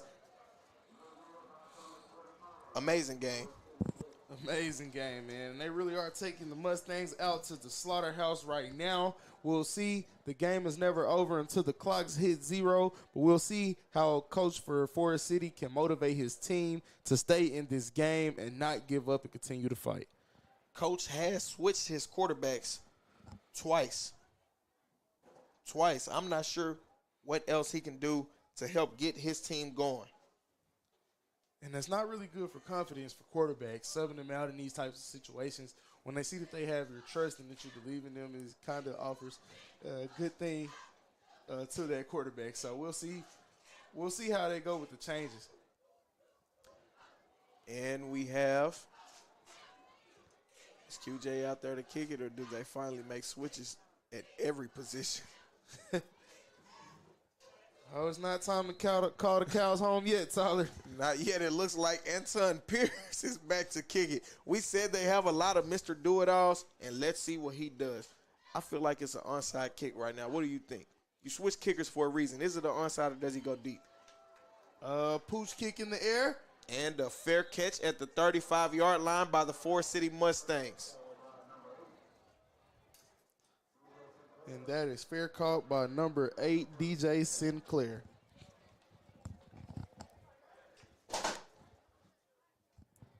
And Coach Lee is not one of those guys who likes to give up and takes his foot off of the gas. This is a statement game for him, as they want to put the rest of the state on watch that they are here to compete for a state championship this season. And like Coach told us, you win by playing as a team, not individually, but as a team. And when you play team ball, great things happen. I mean, they've been playing team ball all game. You have a hard hit. It causes a interception. Your teammate picks up the interception. You have a hard hit. Your other player picks up the fumble. Playing as a team is always great. Looks like they changed quarterbacks again. That is a backwards pass, I believe. That was Daquan Scott at quarterback, trying to throw the screen. Pass incomplete. Goes out of bounds with the backwards pass. Yards. That is a loss of 5 yards. That brings up 2nd and 17. 44-6 is the score. We would like to tell you all to like and subscribe and follow us on YouTube and Facebook. At Mills Sports Network. Daquan drops back. We have pressure on him. He throws the ball as he rolls out left, and the pass is incomplete. We have 3rd and an acre with a lot more real estate. With all the land they have right now, they could dial up anything. They may need to dial up anything right now. We may see a few trick plays here, Tyler. I wouldn't be surprised. Trick plays are great plays when you're in desperation. We now have a timeout by the Forrest City Mustangs. The score is 44-6, 6 minutes, 12 seconds left in the second quarter. We will be back.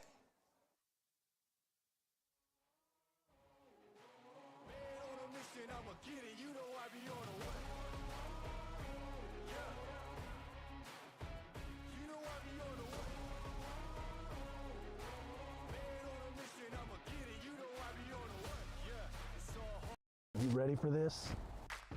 Home field advantage is such a huge deal in football, and I think it's a huge deal in the mortgage world too. That's why, we're a local company. We have in-house processing and underwriting, and that enables me to make sure that my customers have a great experience from kickoff to the closing table. That's just what we want to do, is give them a great experience. With Cornerstone Home Lending, you'll always have the home field advantage. Text DO to 36260 to get started today.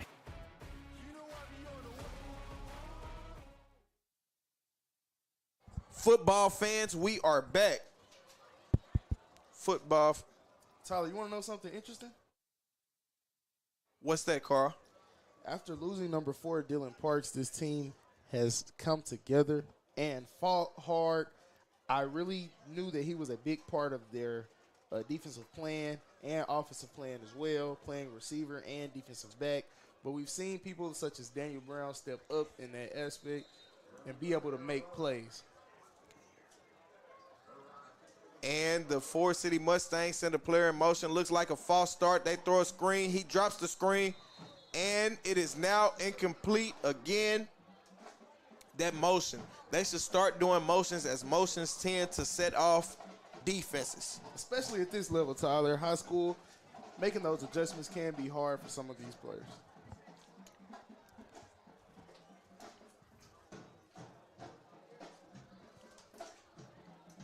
It is now fourth and an acre. His number 71, Kahari Murphy, comes off of the field. He is a big part of stuff in that middle. Interesting. They're finally lining up to punt, but I feel like it will be a fake punt. You haven't punted all game. You're down 44-6. You don't want to keep letting the Comets score, but you do want to keep them away from the end zone. The Comets line up in a safe punt here, Tyler, with 2 back and also 2 linebackers, it looks like. And who do we have back there to return? That's Jabray Shaw, and it looks like Caleb Sane. We now have a timeout by the Forrest City Mustangs. We will be back on the Mills Sports Network.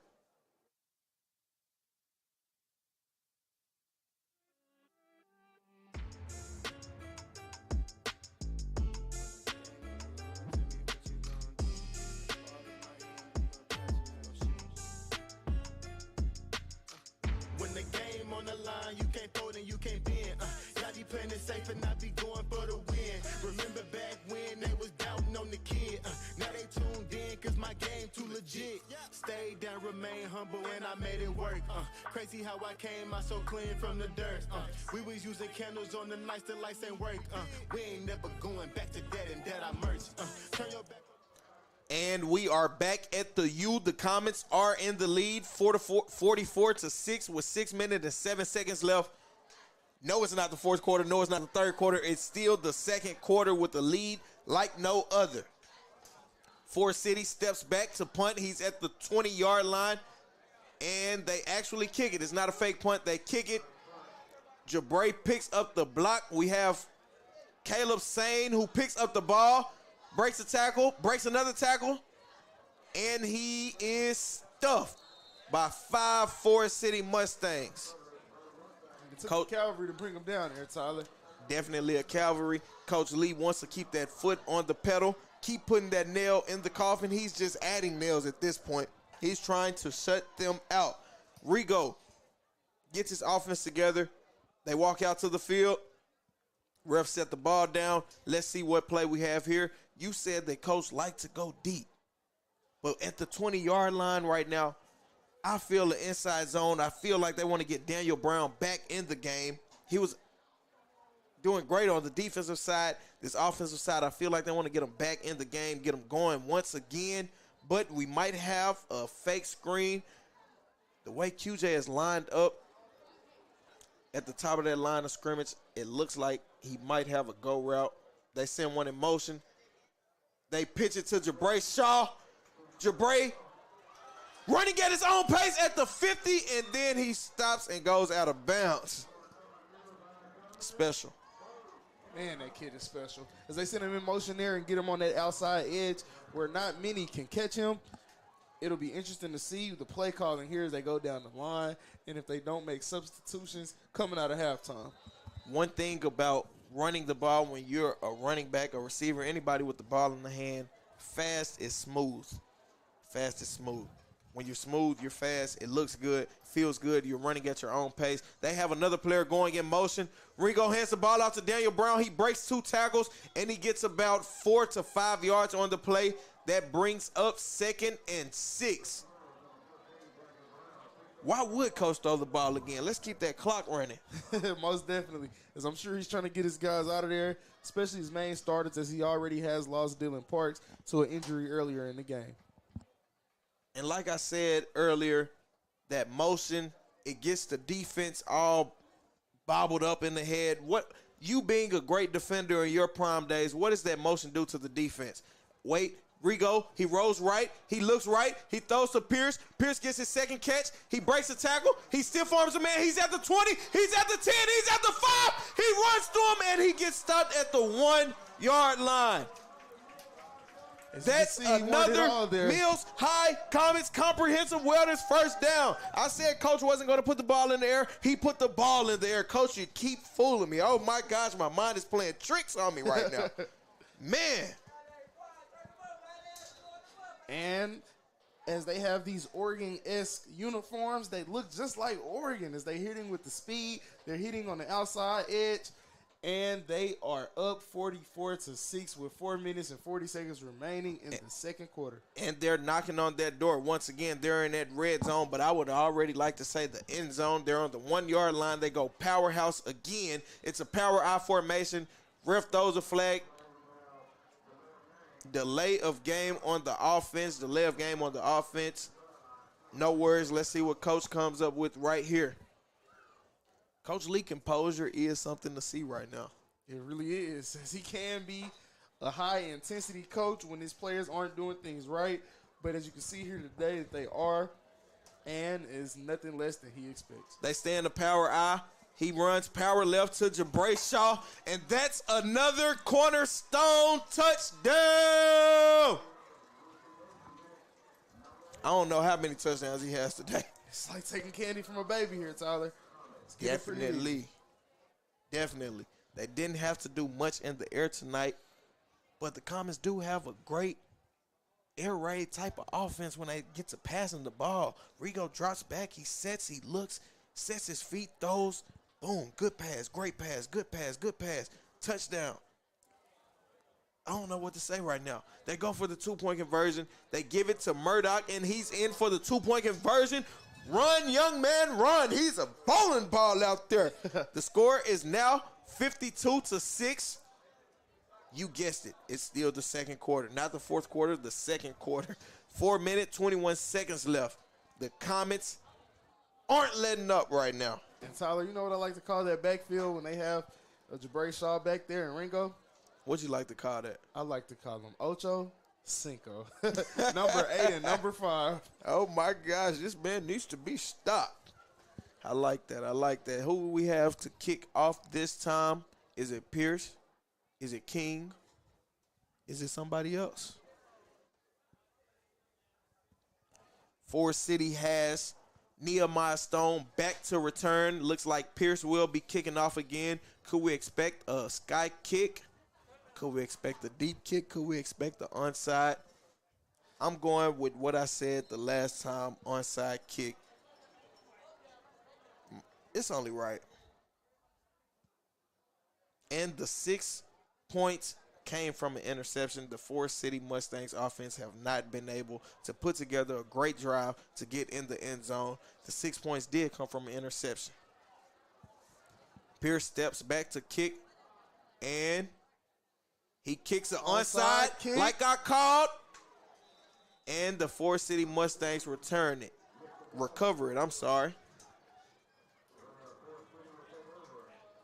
So they have great field position again. As you can see that Coach Lee trusts that defense. And he doesn't have any reason to have any trust issues as they haven't given up a touchdown here today in their 2 quarters of play. No touchdowns at all. As I said, the touchdown on the board for the Forrest City Mustangs came from a pick 6 offense. hasn't really been able to get past that midfield, hasn't been able to get past that 50-yard line. Every time they do, they get a flag and they go back 10 to 20 yards. The Mustangs are on the field. They switch quarterbacks once again. Looks like when they have Dalen Washington in, he likes to do the rollout, or if he's not rolling out, they do the inside zone. And what do we have here? We have an inside zone. The running back breaks up the middle. He runs to the side at the 40, the 30. He tries to run over to Brayshaw, and he can't. Good run, young man. Good run. It looks like we have another Comets players down. At That's about Rodney Jackson line. on the carry. That's 2 players that we have down on the field for the Mills Comets. And that's why I think Coach will try to get these starters out of there come this second half, as he's already taken a couple blows as far as injuries go. Looks like we may just have. That's RJ Renault Wilkerson. He might just be cramping. And then we also have Caleb Sane, who trots off the field on his own power. So, it looks like he might be cramping as well in that calf muscle. You have a lot of cramps going on. Good things for the cramps. Pickle juice, mustard. As he hobbles off the field here, Sane does. The score is 52-6 with 4 minutes, 6 seconds left. We will be back in a moment.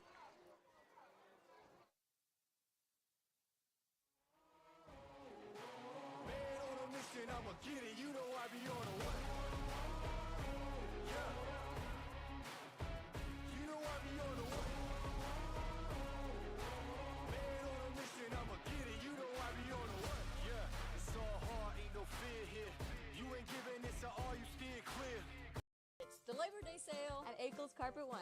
Get up to 50% off store-wide with payments as low as $40 per room. Plus 18-month no-interest financing. We make it beautiful for less.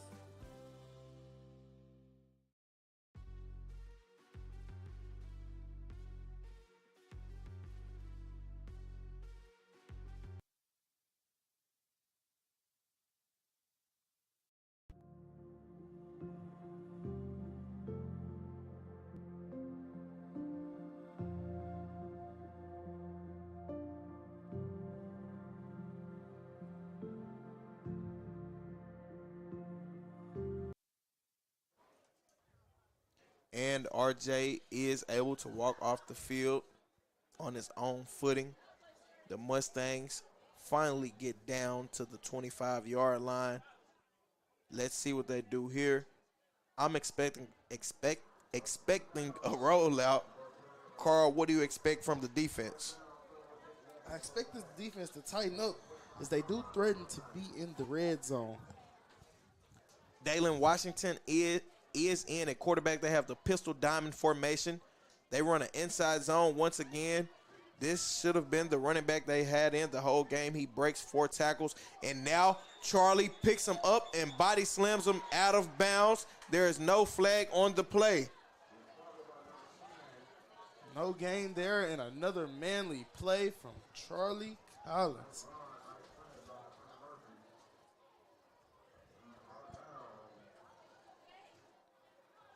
And they pick up 1 yard on the play. It is now 2nd and 9. 2nd and 9 at the 24-yard line. Let's see what Dalen does here. Him and his Forrest City Mustangs. Why not keep running the ball? Yeah, the clock is ticking, but if that's what works, keep doing it. And they run the inside zone once again. Like I said, their running back should have probably been in the whole game. He scores. That is Willie Murphy. He was also a captain for the Mustangs, so he must be somebody special. He scores. That is another cornerstone touchdown. The score is now 52-12. 3 minutes, 8 seconds left in the second quarter. The Mustangs are now going for 2. And a little punch in to stop the bleeding there, Tyler. I don't think this bleeding is stopped. They run the inside zone again, and Charlie Collins on the tackle once again. Stop running up that middle. He is right there. And they have had success running that ball behind those 2-star tackles, Elijah Harding and Alexander Issel. So we'll see if they continue to go to that run as they are down here. And I don't know if they want to make a push back or just, like I said earlier, stop the bleeding here, Tyler. Carl, I'm not sure if a Band-Aid can stop this bleeding. It's bad right now. It is pretty bad right now as the Comets have a 40-point lead. 3 minutes, 8 seconds left. Second quarter still. 52-12.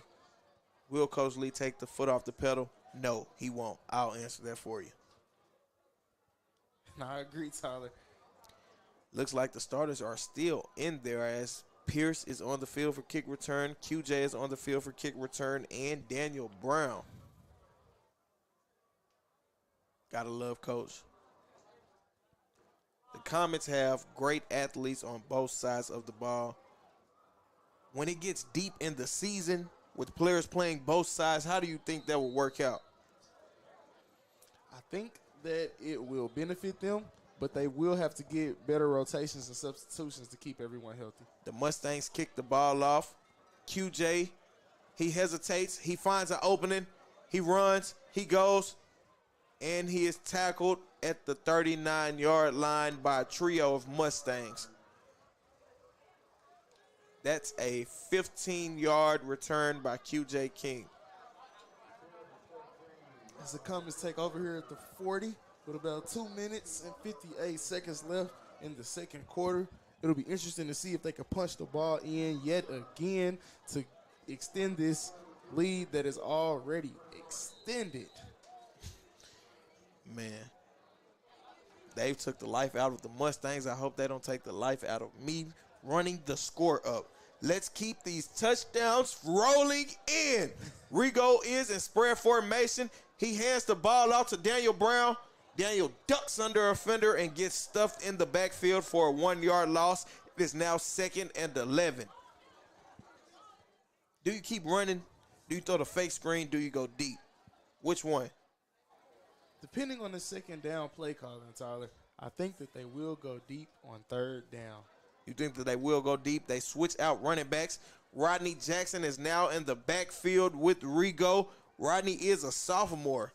Look, I could understand that. I could see that Rigo hands it off to Rodney. Rodney covers that ball up. He picks up about 6 yards. That puts them at the 44-yard line.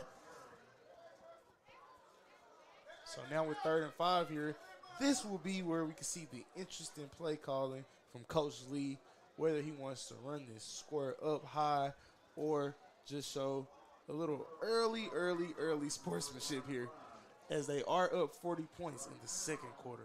Rodney comes out. Cameron Dunbar comes in the game. Number 11, 5'8", 165 pounds, soaking wet, a senior. And at running back besides Rigo, another inside zone. Nope, they send one in motion. And we have a flag on the play. Play is dead. False start on the offense pushes them back 5 yards here. And now I am pretty sure that we will see a passing play. Ringo looks like this game might be boring him a little. He's threw some touchdowns. He's ran a 2-point conversion in. And I think it's more of the mechanics that he wants Ringo to get comfortable with here, as he has had 2 turnovers, 1 fumble, and 1 interception. Ringo in the spread formation. Receivers on both sides. They go with the same play. They send one in motion. That is Tyler on the pitch, the catch, whatever you might want to call that, and he picks up 6 yards on that play. They are now at the 45-yard line. It is now 4th and 4. What does Coach do here? And does he keep the offense on here? Looks like he will be punting, and that's QJ dropping back to punt. Punter, kicker, wide receiver, defensive back, running back.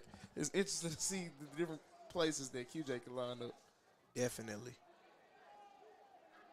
Punt team lines up here. He wasn't ready. Does he run right here? Yes, he does. Does he make a play? Yes, he does. Does he pick up the first down? Yes, he does. And you can't call it up better than that.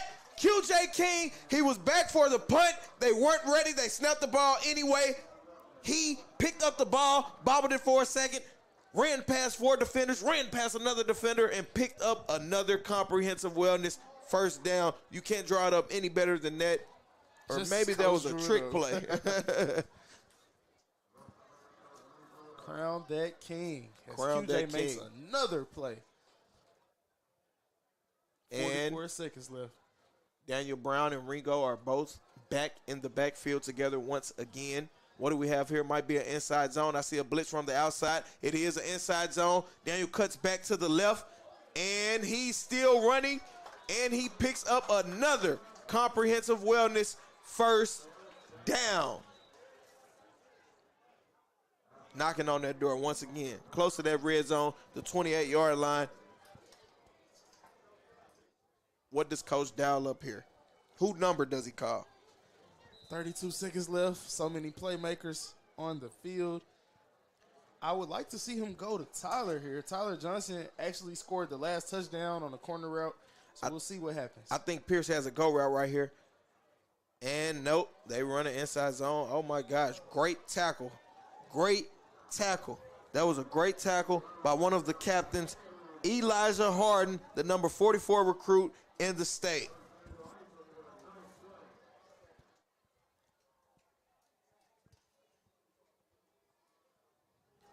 And that'll do it for the first half. We'll be back with more Comets football on the PCSSD Sports Network, brought to you by Natural State Sports.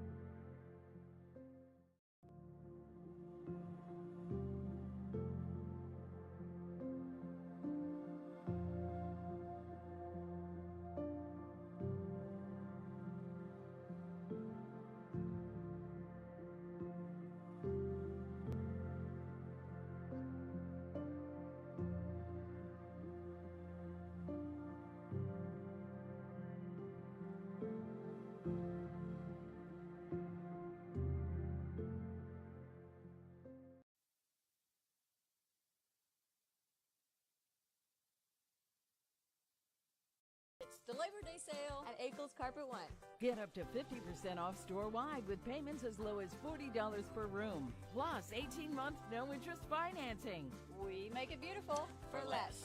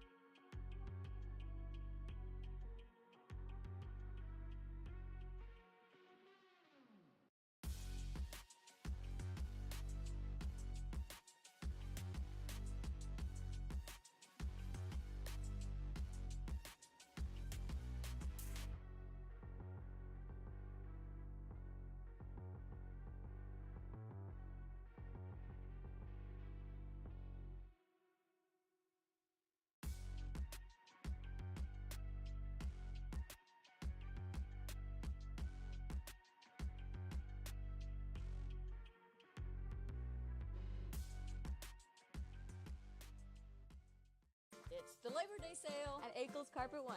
Get up to 50% off store-wide with payments as low as $40 per room. Plus 18-month no-interest financing. We make it beautiful for less.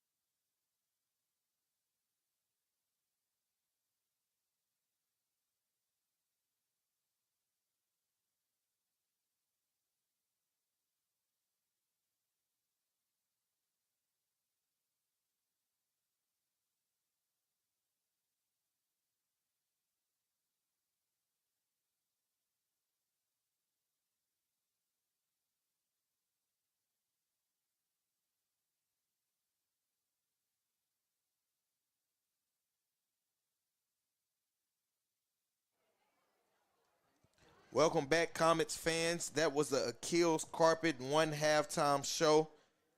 Man, that's a great band to have out there. Once again, that was the Akel's Carpet One halftime show.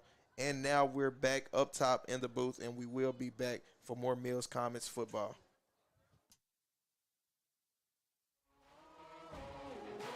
Man on a mission, I'ma get it. You know I be on a what? Yeah. You know I be on a what?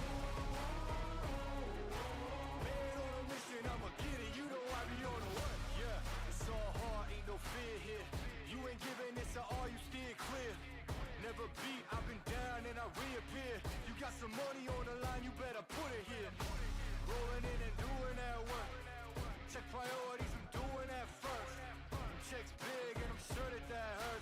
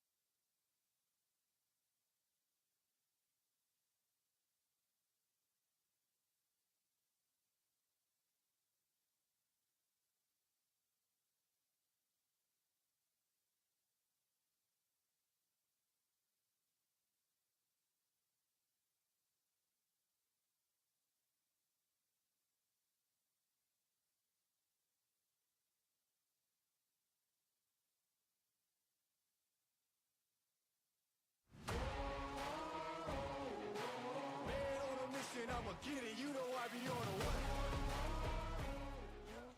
Welcome back to the Achilles Carpet One halftime show. We hope you enjoyed the band's performance tonight, but not only that, we hope you enjoyed the Mills Comets performance. The game is not over. It's 52-12. Third quarter coming up. 7 minutes left at halftime. Just to recap the first half, we had a lot of things going on both sides of the ball. The Comets forced 6 fumbles, recovered 2 fumbles, had 3 interceptions with 2 pick sixes and 1. Oh my gosh, you have to just be here to witness it. I mean, boom, he hits the quarterback throws the ball, the outside linebacker picks the ball off, he runs, he breaks the tackle, he sees Jabray to the right of him, he pitches to Jabray goes from the 40 all the way to the end zone. It was definitely something to see. And Carl, what's your recap of this half? It was just about this Comets defense, honestly, Tyler. This Comets defense forced a season's worth of turnovers in one half, and they were everything that they were hyped up to be. And we saw some guys step up in some big positions. Injuries was also a key thing that I wanted to look after for the Comets going forward, as we did see 2 or 3 Comets go down in that half, and we have not seen Dylan Parks return. We do hope that he is okay, as he is a huge playmaker on the offensive and defensive sides of the ball. Yes, and also we would like to highlight some players. Rigo has thrown 3 touchdowns, 1 to Pierce, 1 to Shaw, 4 touchdowns. I believe 2 to King. He's running a 2-point conversion. Shaw has 3 touchdowns on the offensive side of the ball, 1 on the defensive side of the ball. He's been everywhere. Pierce hasn't had his hands on the ball much, but he does have 2 receptions, 1 touchdown, 65 yards. He's doing his thing. And the other catch that he had, he got stopped on the 1-yard line, Tyler. So he has had a pretty explosive half, even though his touches were limited in that first half. Tyler Johnson, number 6, was also a big player for the Comets.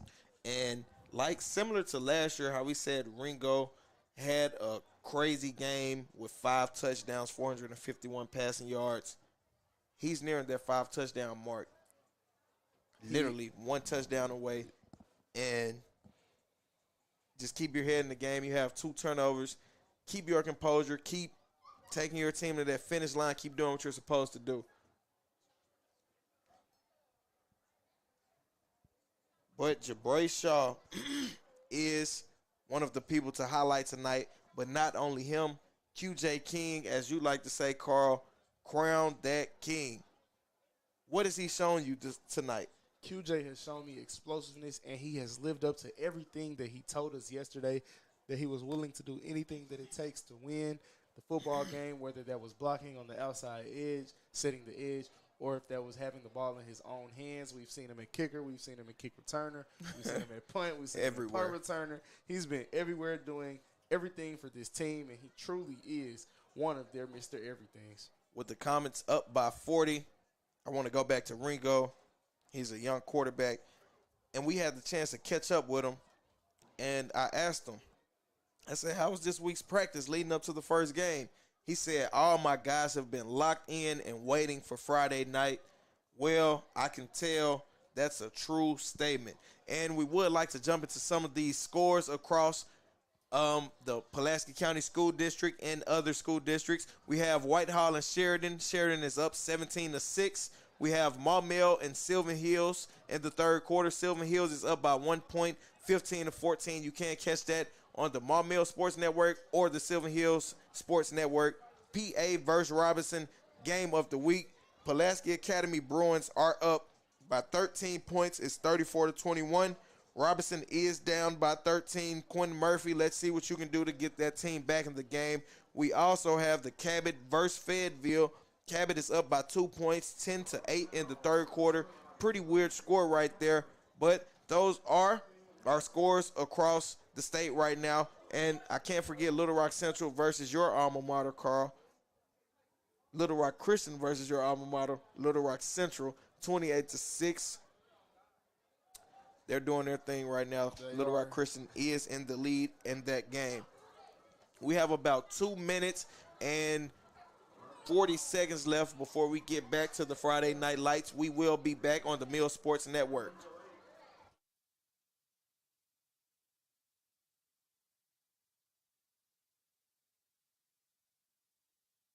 It's the Labor Day sale at Akel's Carpet One. Get up to 50% off store-wide with payments as low as $40 per room. Plus 18-month no-interest financing. We make it beautiful for less.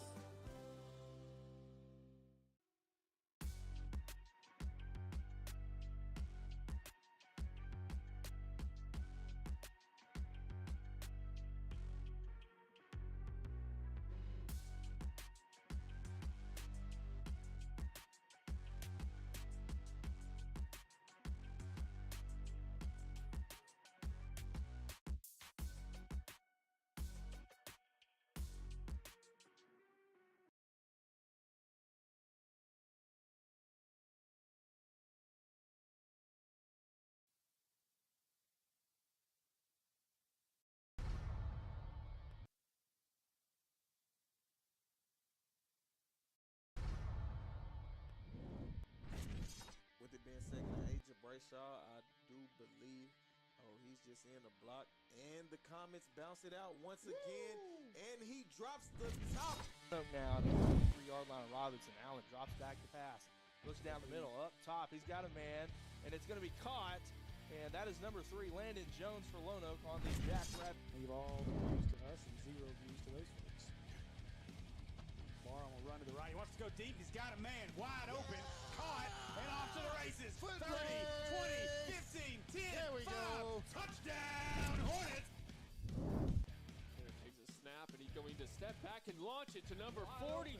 Wide open. 42. Still in front in the slot. Here's the snap. They're going to hand it off to Oakney. Oakney's got a hole in the middle. Oakney gets down the sideline. There goes Malik. Malik down the sideline. Breaks the tackle. Oh, my. Takes the snap, and he's looked up the left side again, and he's going to have to turn back. Number 5 catches the ball, and he's just wide open to the 30, 20, 15, 10, 5, touchdown. Murphy gets the snap. Front face, looking to throw deep. Can't find a man. Quentin pulls it down. There goes Quentin again. Makes a man miss. Spin moves. He's still going down the sideline. Still in. He hadn't stepped out of bounds. Quentin Murphy is into the end zone. Trips receivers here to the near side. He's going to hand it off. No, it's a fumble. Oh, my goodness. You got to be kidding me. You've got to be kidding me. First and goal here after the Acre Pharmacy first down. Gray looking to the left. Up top, wants to throw to the back of the end zone to Cheers. Oh, what a catch by Donnie Cheers in the back of the end zone for the Cornerstone touchdown. Here's the snap. Allen has to roll out. He's got a lot of players right. Throws it out to Jackson. Incomplete. No! It's Ashton Williams. Williams down the sideline. The 30, the 20, the 10. You can give him 6 touchdown, Senators. Ashton Williams make.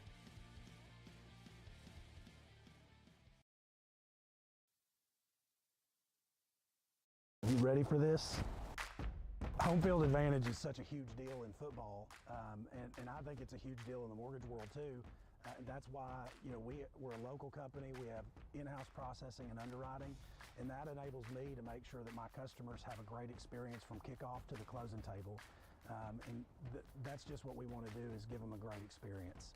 With Cornerstone Home Lending, you'll always have the home field advantage. Text DO to 36260 to get started today.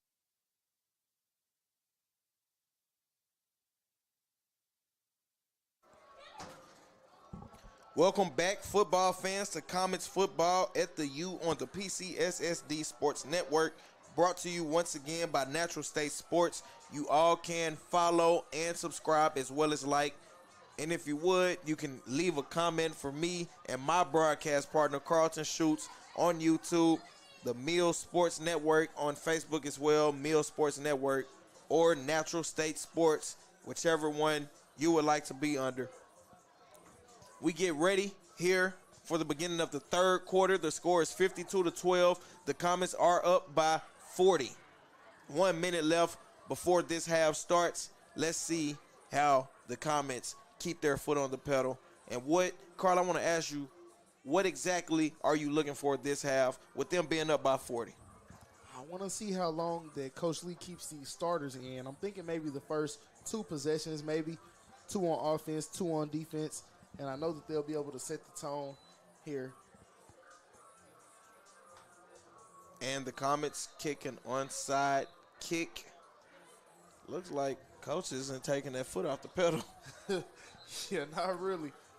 I believe he believes in this defense, because it looks like we have some clock problems here.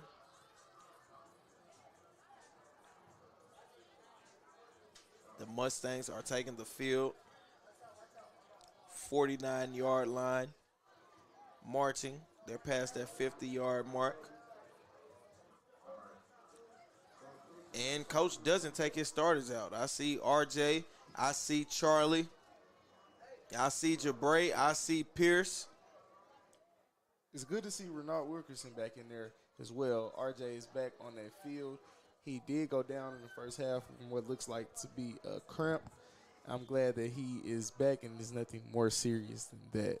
And we take that back. Coach has pulled the starters. Oh, no. They're re-kicking.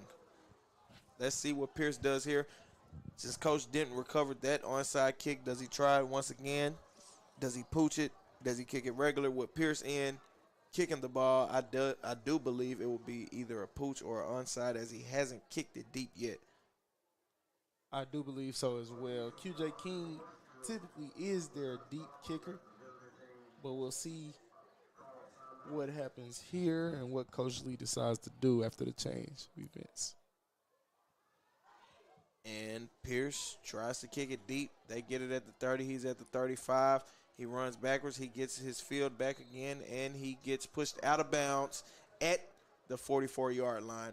It will be 1st and 10 on the 44-yard line. The Mustangs have the ball. Let's see which quarterback they put in this time for this half, as they have went from 3 different quarterbacks. That was Rashad Washington, Daquan Scott, and Joshua Patillo.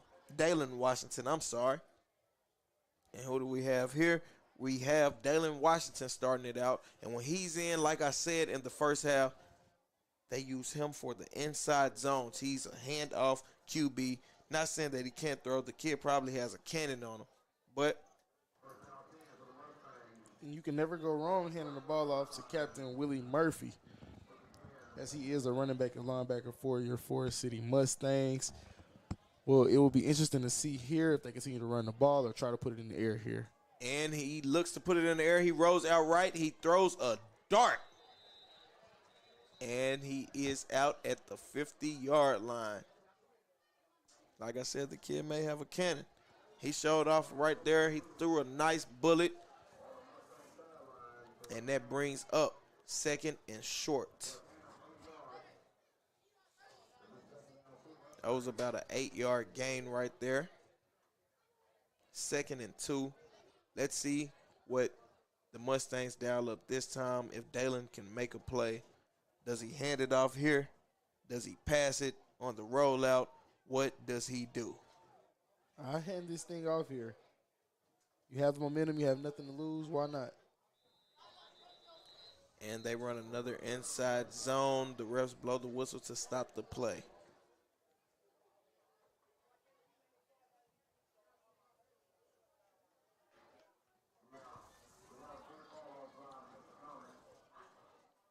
Looks like offsides on the defense. 5 yards, which gives up a comprehensive wellness first down.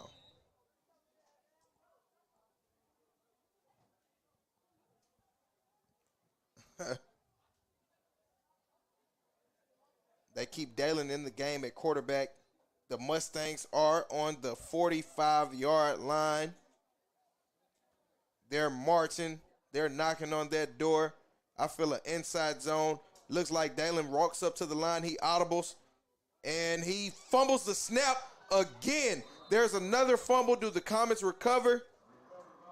Yes, they do. The Comets are now back on offense. We're about to see that explosive offense. What does Coach Lee dial up right here? Quick screen, inside zone, outside zone, deep pass. The Mustangs have been running man all night.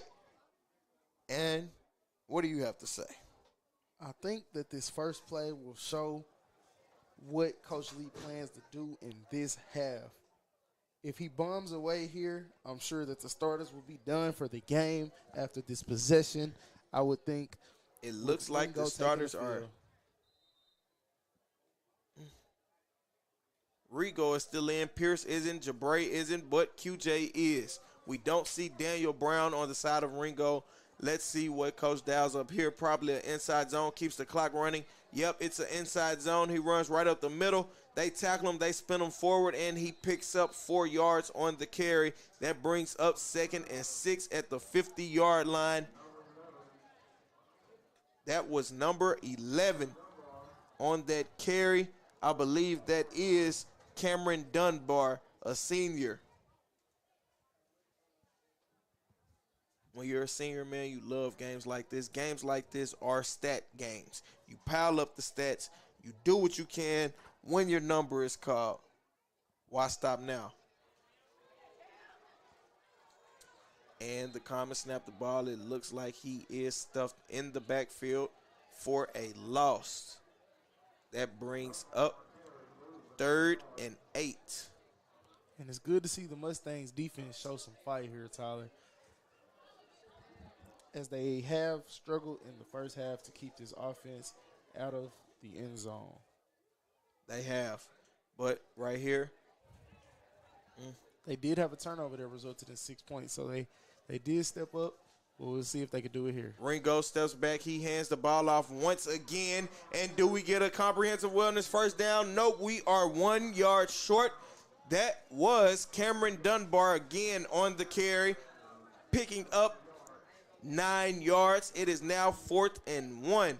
Ringo stays on the field. I don't see Shaw. I don't see Pierce. I see Ringo, Dunbar, and QJ King, the starters that I know of. Let's see if Ringo goes under center. He runs a quarterback sneak, and he picks up 8 yards on the carry. That's enough for a comprehensive wellness first down. With that big frame, I'm sure he can fall for it at any time he wants to, right, Tyler? Definitely, with Ringo standing at, what's his height once again? Ringo standing at 6'3". Man. Also 210 pounds. He's a solid kid. A junior. And he hands the ball off once again to Cameron Dunbar. He picks up about 3 yards on that play. That brings up 2nd and 7. And Cameron Dunbar is another one of those scat backs, Tyler. He is. He can get out. Once he gets north and south, he is hard to stop and bring down. Rodney Jackson comes in for Cameron Dunbar at the running back position. He stands at 5'7", weighing 165 pounds, a sophomore.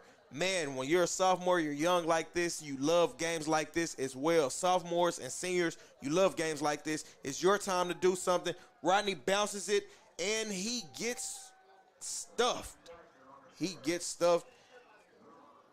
Loses about 2 yards. That brings up 4th and 10. What does Coach Lee do here? I think he continues to run the ball, Tyler. 3rd and 10. I'm sorry.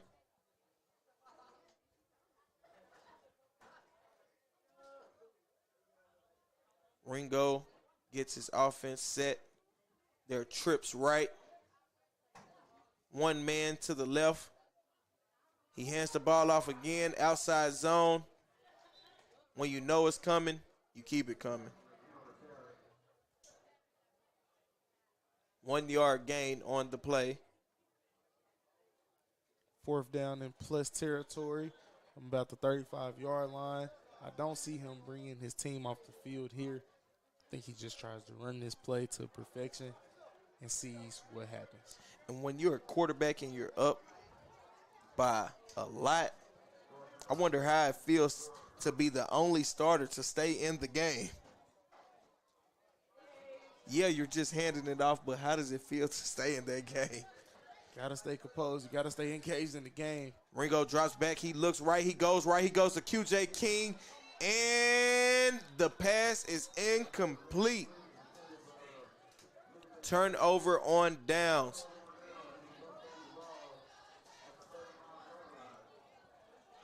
The Mustangs will be getting the ball at the 35-yard line. Let's see if Dalen Washington is in at quarterback, or who is that right there? Looks like Daquan Scott or Joshua Patillo. Who did they put in right now?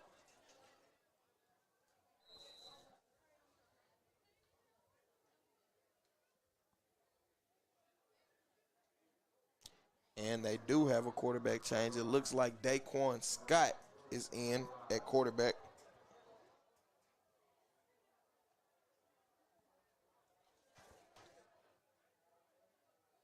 They're in the pistol formation. Inside zone. No gain on the play. Looks like a loss of about 2 yards. That brings up 2nd and 12. 2nd and 12, 52-12. Third quarter, 3 minutes left. Let's keep that foot on the pedal, Comets. And I still see some of these defensive starters in there. Tyler, do you think this will be their last possession if they get this stop here? Maybe so, with the third quarter winding down. I see Jabray, Pierce, Charlie. Are they stat sheet stuffers? Are they dogs? Are they hard workers? Come off the field and here. he fumbles, and the Comets pick the ball up once again. That is 9 turnovers on the Forrest City Mustangs. The Comets have came to play. We have a man down on the field for the Mustangs. And can he get up? His teammates help him up. It looks like that was the quarterback. The offensive linemen are carrying him off the field. Man, I hope he's okay. We've had about 5 players go down in this game. Only one hasn't returned. Let's keep them in our thoughts. And The it Comets. looks like that fumble was recovered by Derek Murdoch, the running back / linebacker, who is explosive and makes plays as well for these Mills Comets. Carl, look at this. Who do we have here at quarterback? Mr. Do-It-All, QJ King, with Pierce out wide, man coverage, top of the screen on the right side. I feel like it's a play action. Either he RPOs it, and he does fumble, and the Comets recover. Let's see if they put Rigo back in. No, QJ stays in at QB. That was Cameron Dunbar at running back. Did manage to recover his fumble. And it looks like Brendan Enlow comes into the game, the sophomore guard, standing at 5'6", 180 pounds. Got to show love to the men in the trenches. They do it all. With QJ at quarterback, you can do anything. RPO, Pierce out wide, and they hand it off again. Dunbar is patient. He hits the hole, and he picks up about 10 yards on that play, making it 3rd and 5. With them being in this red zone territory, do you throw a fade route to Pierce, or do you just keep running it? After a run like that, I would keep it on the ground, Tyler.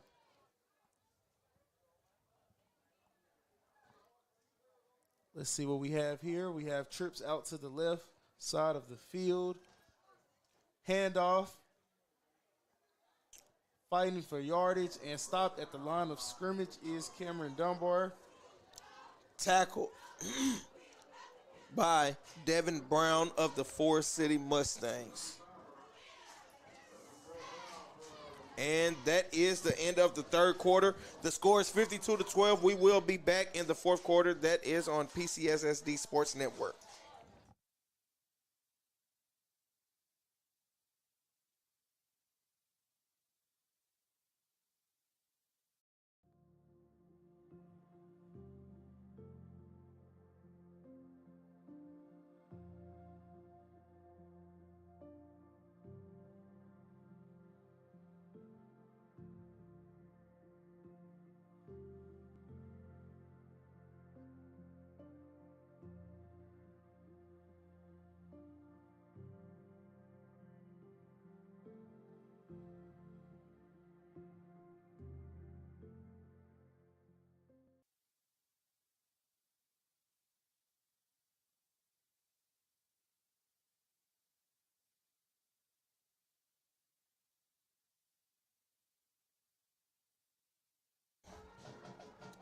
And that did it for the third quarter. We are back on the Mills Sports Network. Tyler Fountain and my broadcast partner, Carlton Schutz, the defensive guru. You can follow us and subscribe on Facebook or YouTube at Mills Sports Network. We are now in the fourth quarter, 52-12.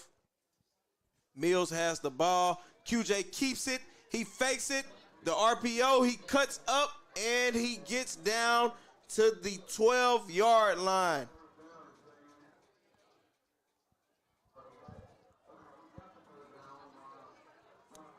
And that is another comprehensive wellness. First down. QJ, Mr. Do It All. As he pursues another one of his secondary positions at quarterback.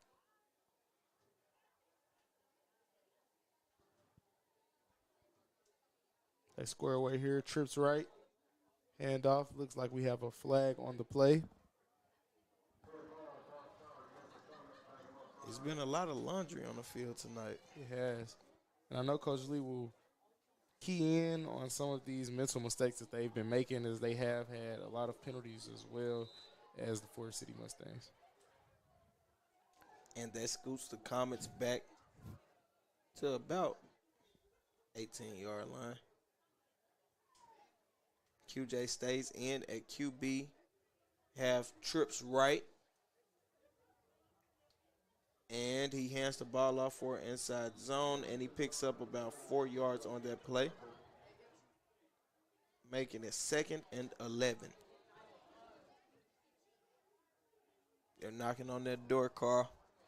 They are once again. And with the 2-point conversion, they will hit the 60-point mark if they score here, Tyler. That's pretty high for high school. I'm not sure that we had scores of that sort when we were in high school. So how do you feel about this new age of football? I'm loving it. Keep the foot on the pedal. Keep going. Don't stop. Can't stop. Won't stop. As an offensive player, I'm sure you love it, but as a defensive player, it sure does make me cringe as much as I love to see Jabari Shaw, QJ King, Ringo, and Pierce make plays and score touchdowns. As I always say, offense wins games. And now we have a Forrest City Mustangs timeout. We will be back on the Mills Sports Network.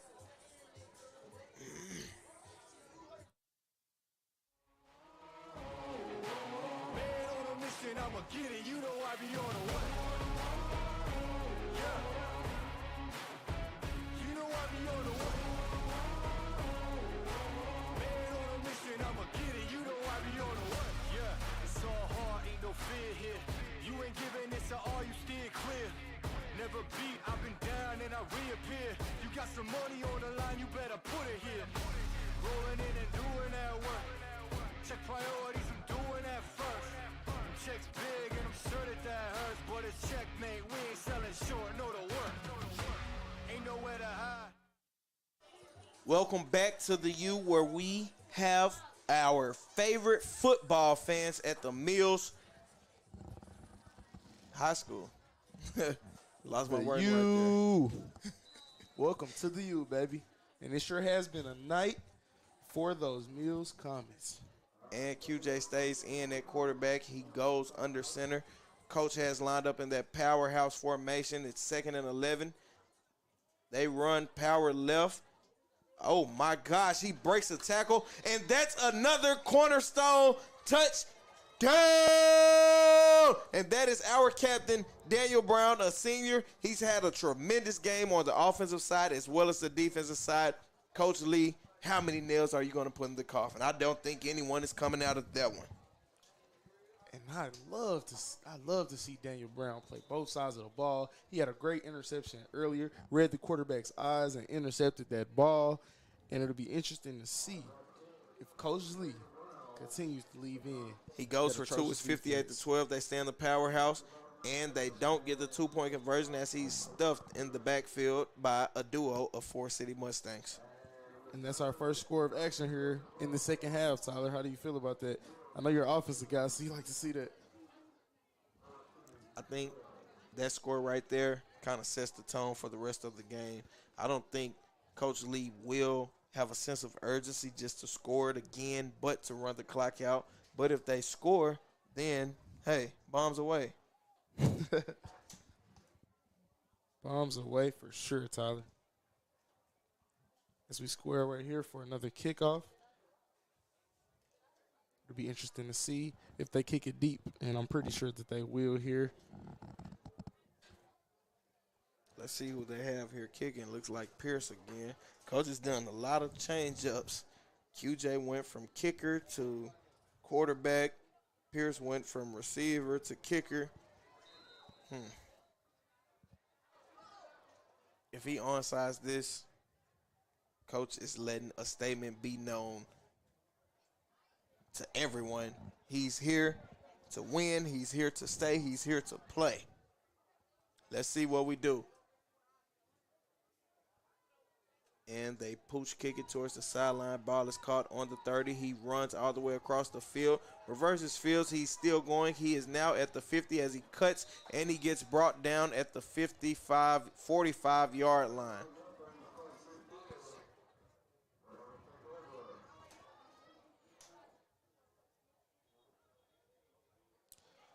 I still see this big defense coming out here as I see Kahari Murphy, 6'5", 330-pound sophomore D tackle, coming back out to stuff that middle. And, man, is he a problem in there. I mean, you have enough problems on your hands with Charlie Collins, and then, boom, you cut back and you run right into Kahari Murphy. And he has been a stud in there. Definitely has, and Coach keeps Jabray on the field, which is interesting. Does he make a play? Does he not? And the refs throw a flag once again.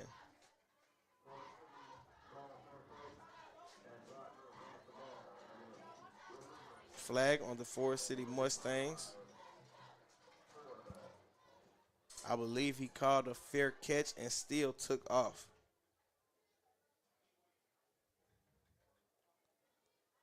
That sets them up here for 1st and 10, but further back at the 35-yard line. Pistol formation again. Two receivers split out wide. Dalen in at quarterback. He tries to get out of the pocket, and he gets stuffed back on the 30-yard line for a 5-yard loss. That brings up 2nd and 15. Man, those comments there, they came to play. We're ready. Tested. They sure did. And without Standing one of at their attention. defensive linemen tonight, Keyshawn Henderson, they have stepped in and made big plays on the defensive line. And it looks like they switched QBs. No, they don't. Dalen throws it deep, and he throws another interception. The Comets, oh my gosh, you guys are playing amazing tonight. That's 10 turnovers on the Forrest City Mustangs.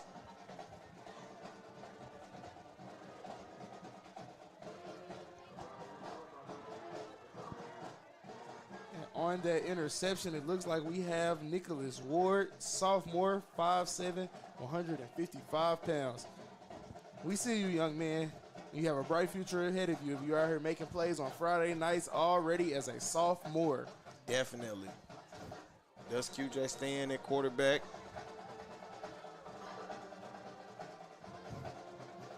He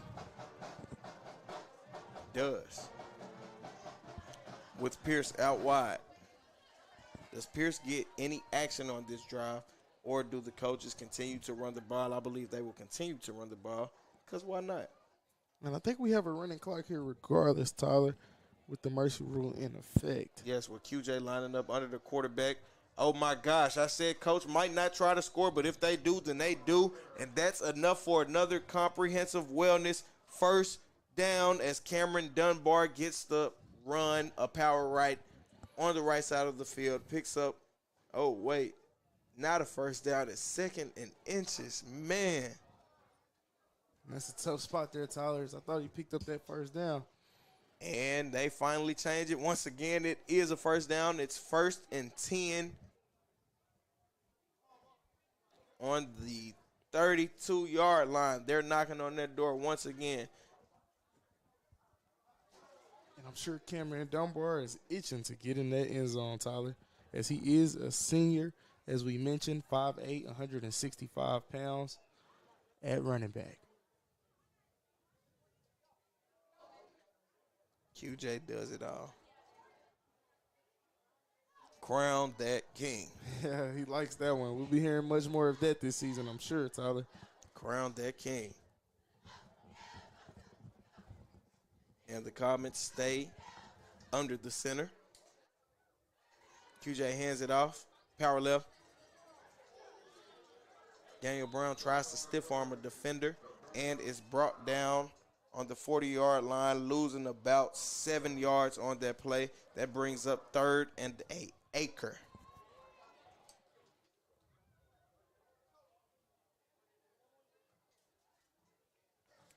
And his defense has shown some fight against this explosive Comets offense, as they only have 6 points this quarter, this half. 58-12 is the score, 4th quarter, 2 minutes left. If you are watching and just watching, please subscribe on YouTube, Mills Sports Network, or PCSSD Sports, Natural State Sports as well. Or you can follow on Facebook. Cameron cuts out, and he comes back in, and he gets tackled after picking up about 2 yards on the play. Brings up 3rd down.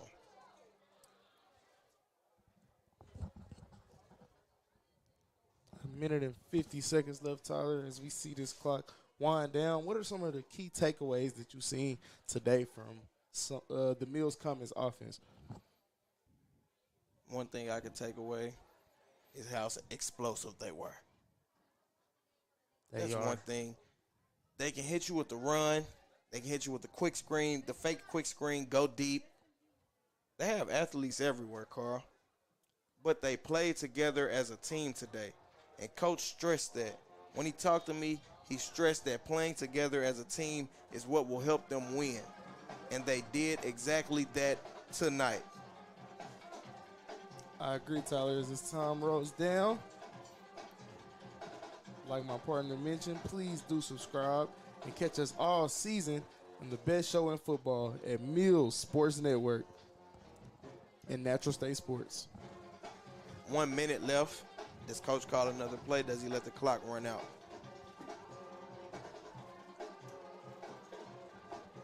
I believe they have a play or two left in them right here, Tyler.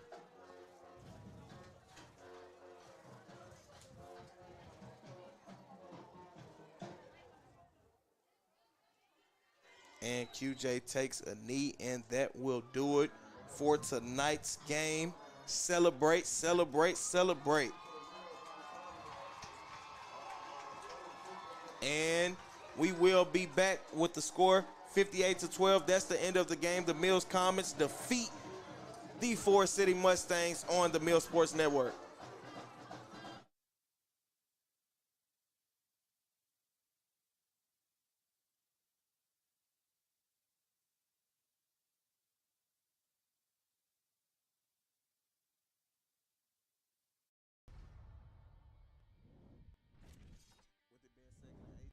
I do believe, he's just in the block, and the Comets bounce it out once again, and he drops the top. Now to the 3-yard line, Robinson. Allen drops back to pass, looks down the middle, up top, he's got a man, and it's going to be caught, and that is number 3, Landon Jones for Lone Oak on the Jackrabbit. Leave all the views to us and 0 views to those folks. Barr will run to the right. He wants to go deep. He's got a man wide open. Caught and off to the races. 30, 20, 15, 10, there we 5. Go. Touchdown, Hornets. Takes a snap, and he's going to step back and launch it to number 42, wide open. 42. Dylan Hunt in the slot. Here's the snap. They're going to hand it off to Oakney. Oakney's got a hole in the middle. Oakney gets down the sideline. There goes Malik. Malik down the sideline. Breaks the tackle. Oh, my. Takes the snap, and he's looked up the left side again, and he's going to have to turn back. Number 5 catches the ball, and he's just wide open to to the 30, 20, 15, 10, 5, touchdown. Murphy gets the snap, front face, looking to throw deep. Can't find a man. Quentin pulls it down. There goes Quentin again. Makes a man miss. Spin moves. He's still going down the sideline. Still in. He hadn't stepped out of bounds. Quentin Murphy is into the end zone. Trips receivers here to the near side. He's going to hand it off. No, it's a fumble. Oh, my goodness. You got to be kidding me. You've got to be kidding me. First and goal here after the Acre Pharmacy first down. Gray looking to the left. Up top, wants to throw to the back of the end zone to Cheers. Oh, what a catch by Donnie Cheers in the back of the end zone for the Cornerstone touchdown. Here's the snap. Allen has to roll out. He's got a lot of players right. Throws it out to Jackson. Incomplete. No! It's Ashton Williams. Williams down the sideline. The 30, the 20, the 10. You can give him 6 touchdown, Senators. Ashton Williams make.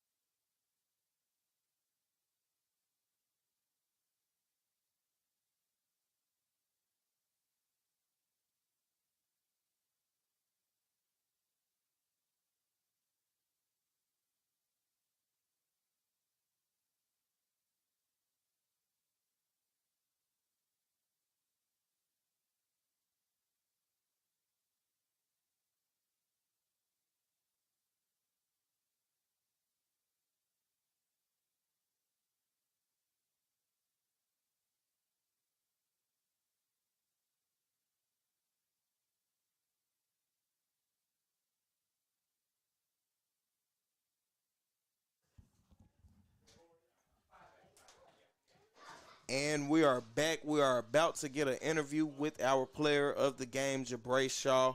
He had 4 touchdowns, over 250 yards, all purpose. He had an amazing game tonight. Pick sixes. He had pick sixes. 2 of them to be exact. One of them where he was pitched the ball. And also on the offensive side of the ball, he scored. The kid does it all. He has a great mindset. We're going to see what he has to say as he comes up here.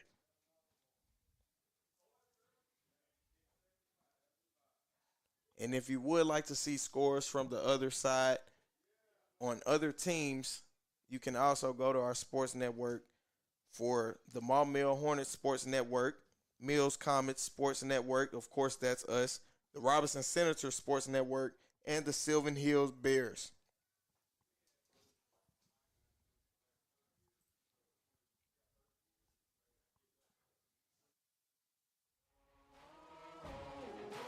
Man on a mission, I'ma get it. You know I be on a way. Yeah. You know I be on the way. Man on a mission, I'ma get it. You know I be on the way. Yeah. It's all hard, ain't no fear here. You ain't giving this to all, you steer clear. Never beat, I've been down and I reappear. You got some money on the line, you better put it here. Rolling in and doing that work. Check priorities, I'm doing that first. Check's big and I'm sure that hurts, but it's checkmate. We ain't selling short, know the work. Ain't nowhere to hide. You ain't gotta see me come and keep me on your mind, 'cause I be on the way.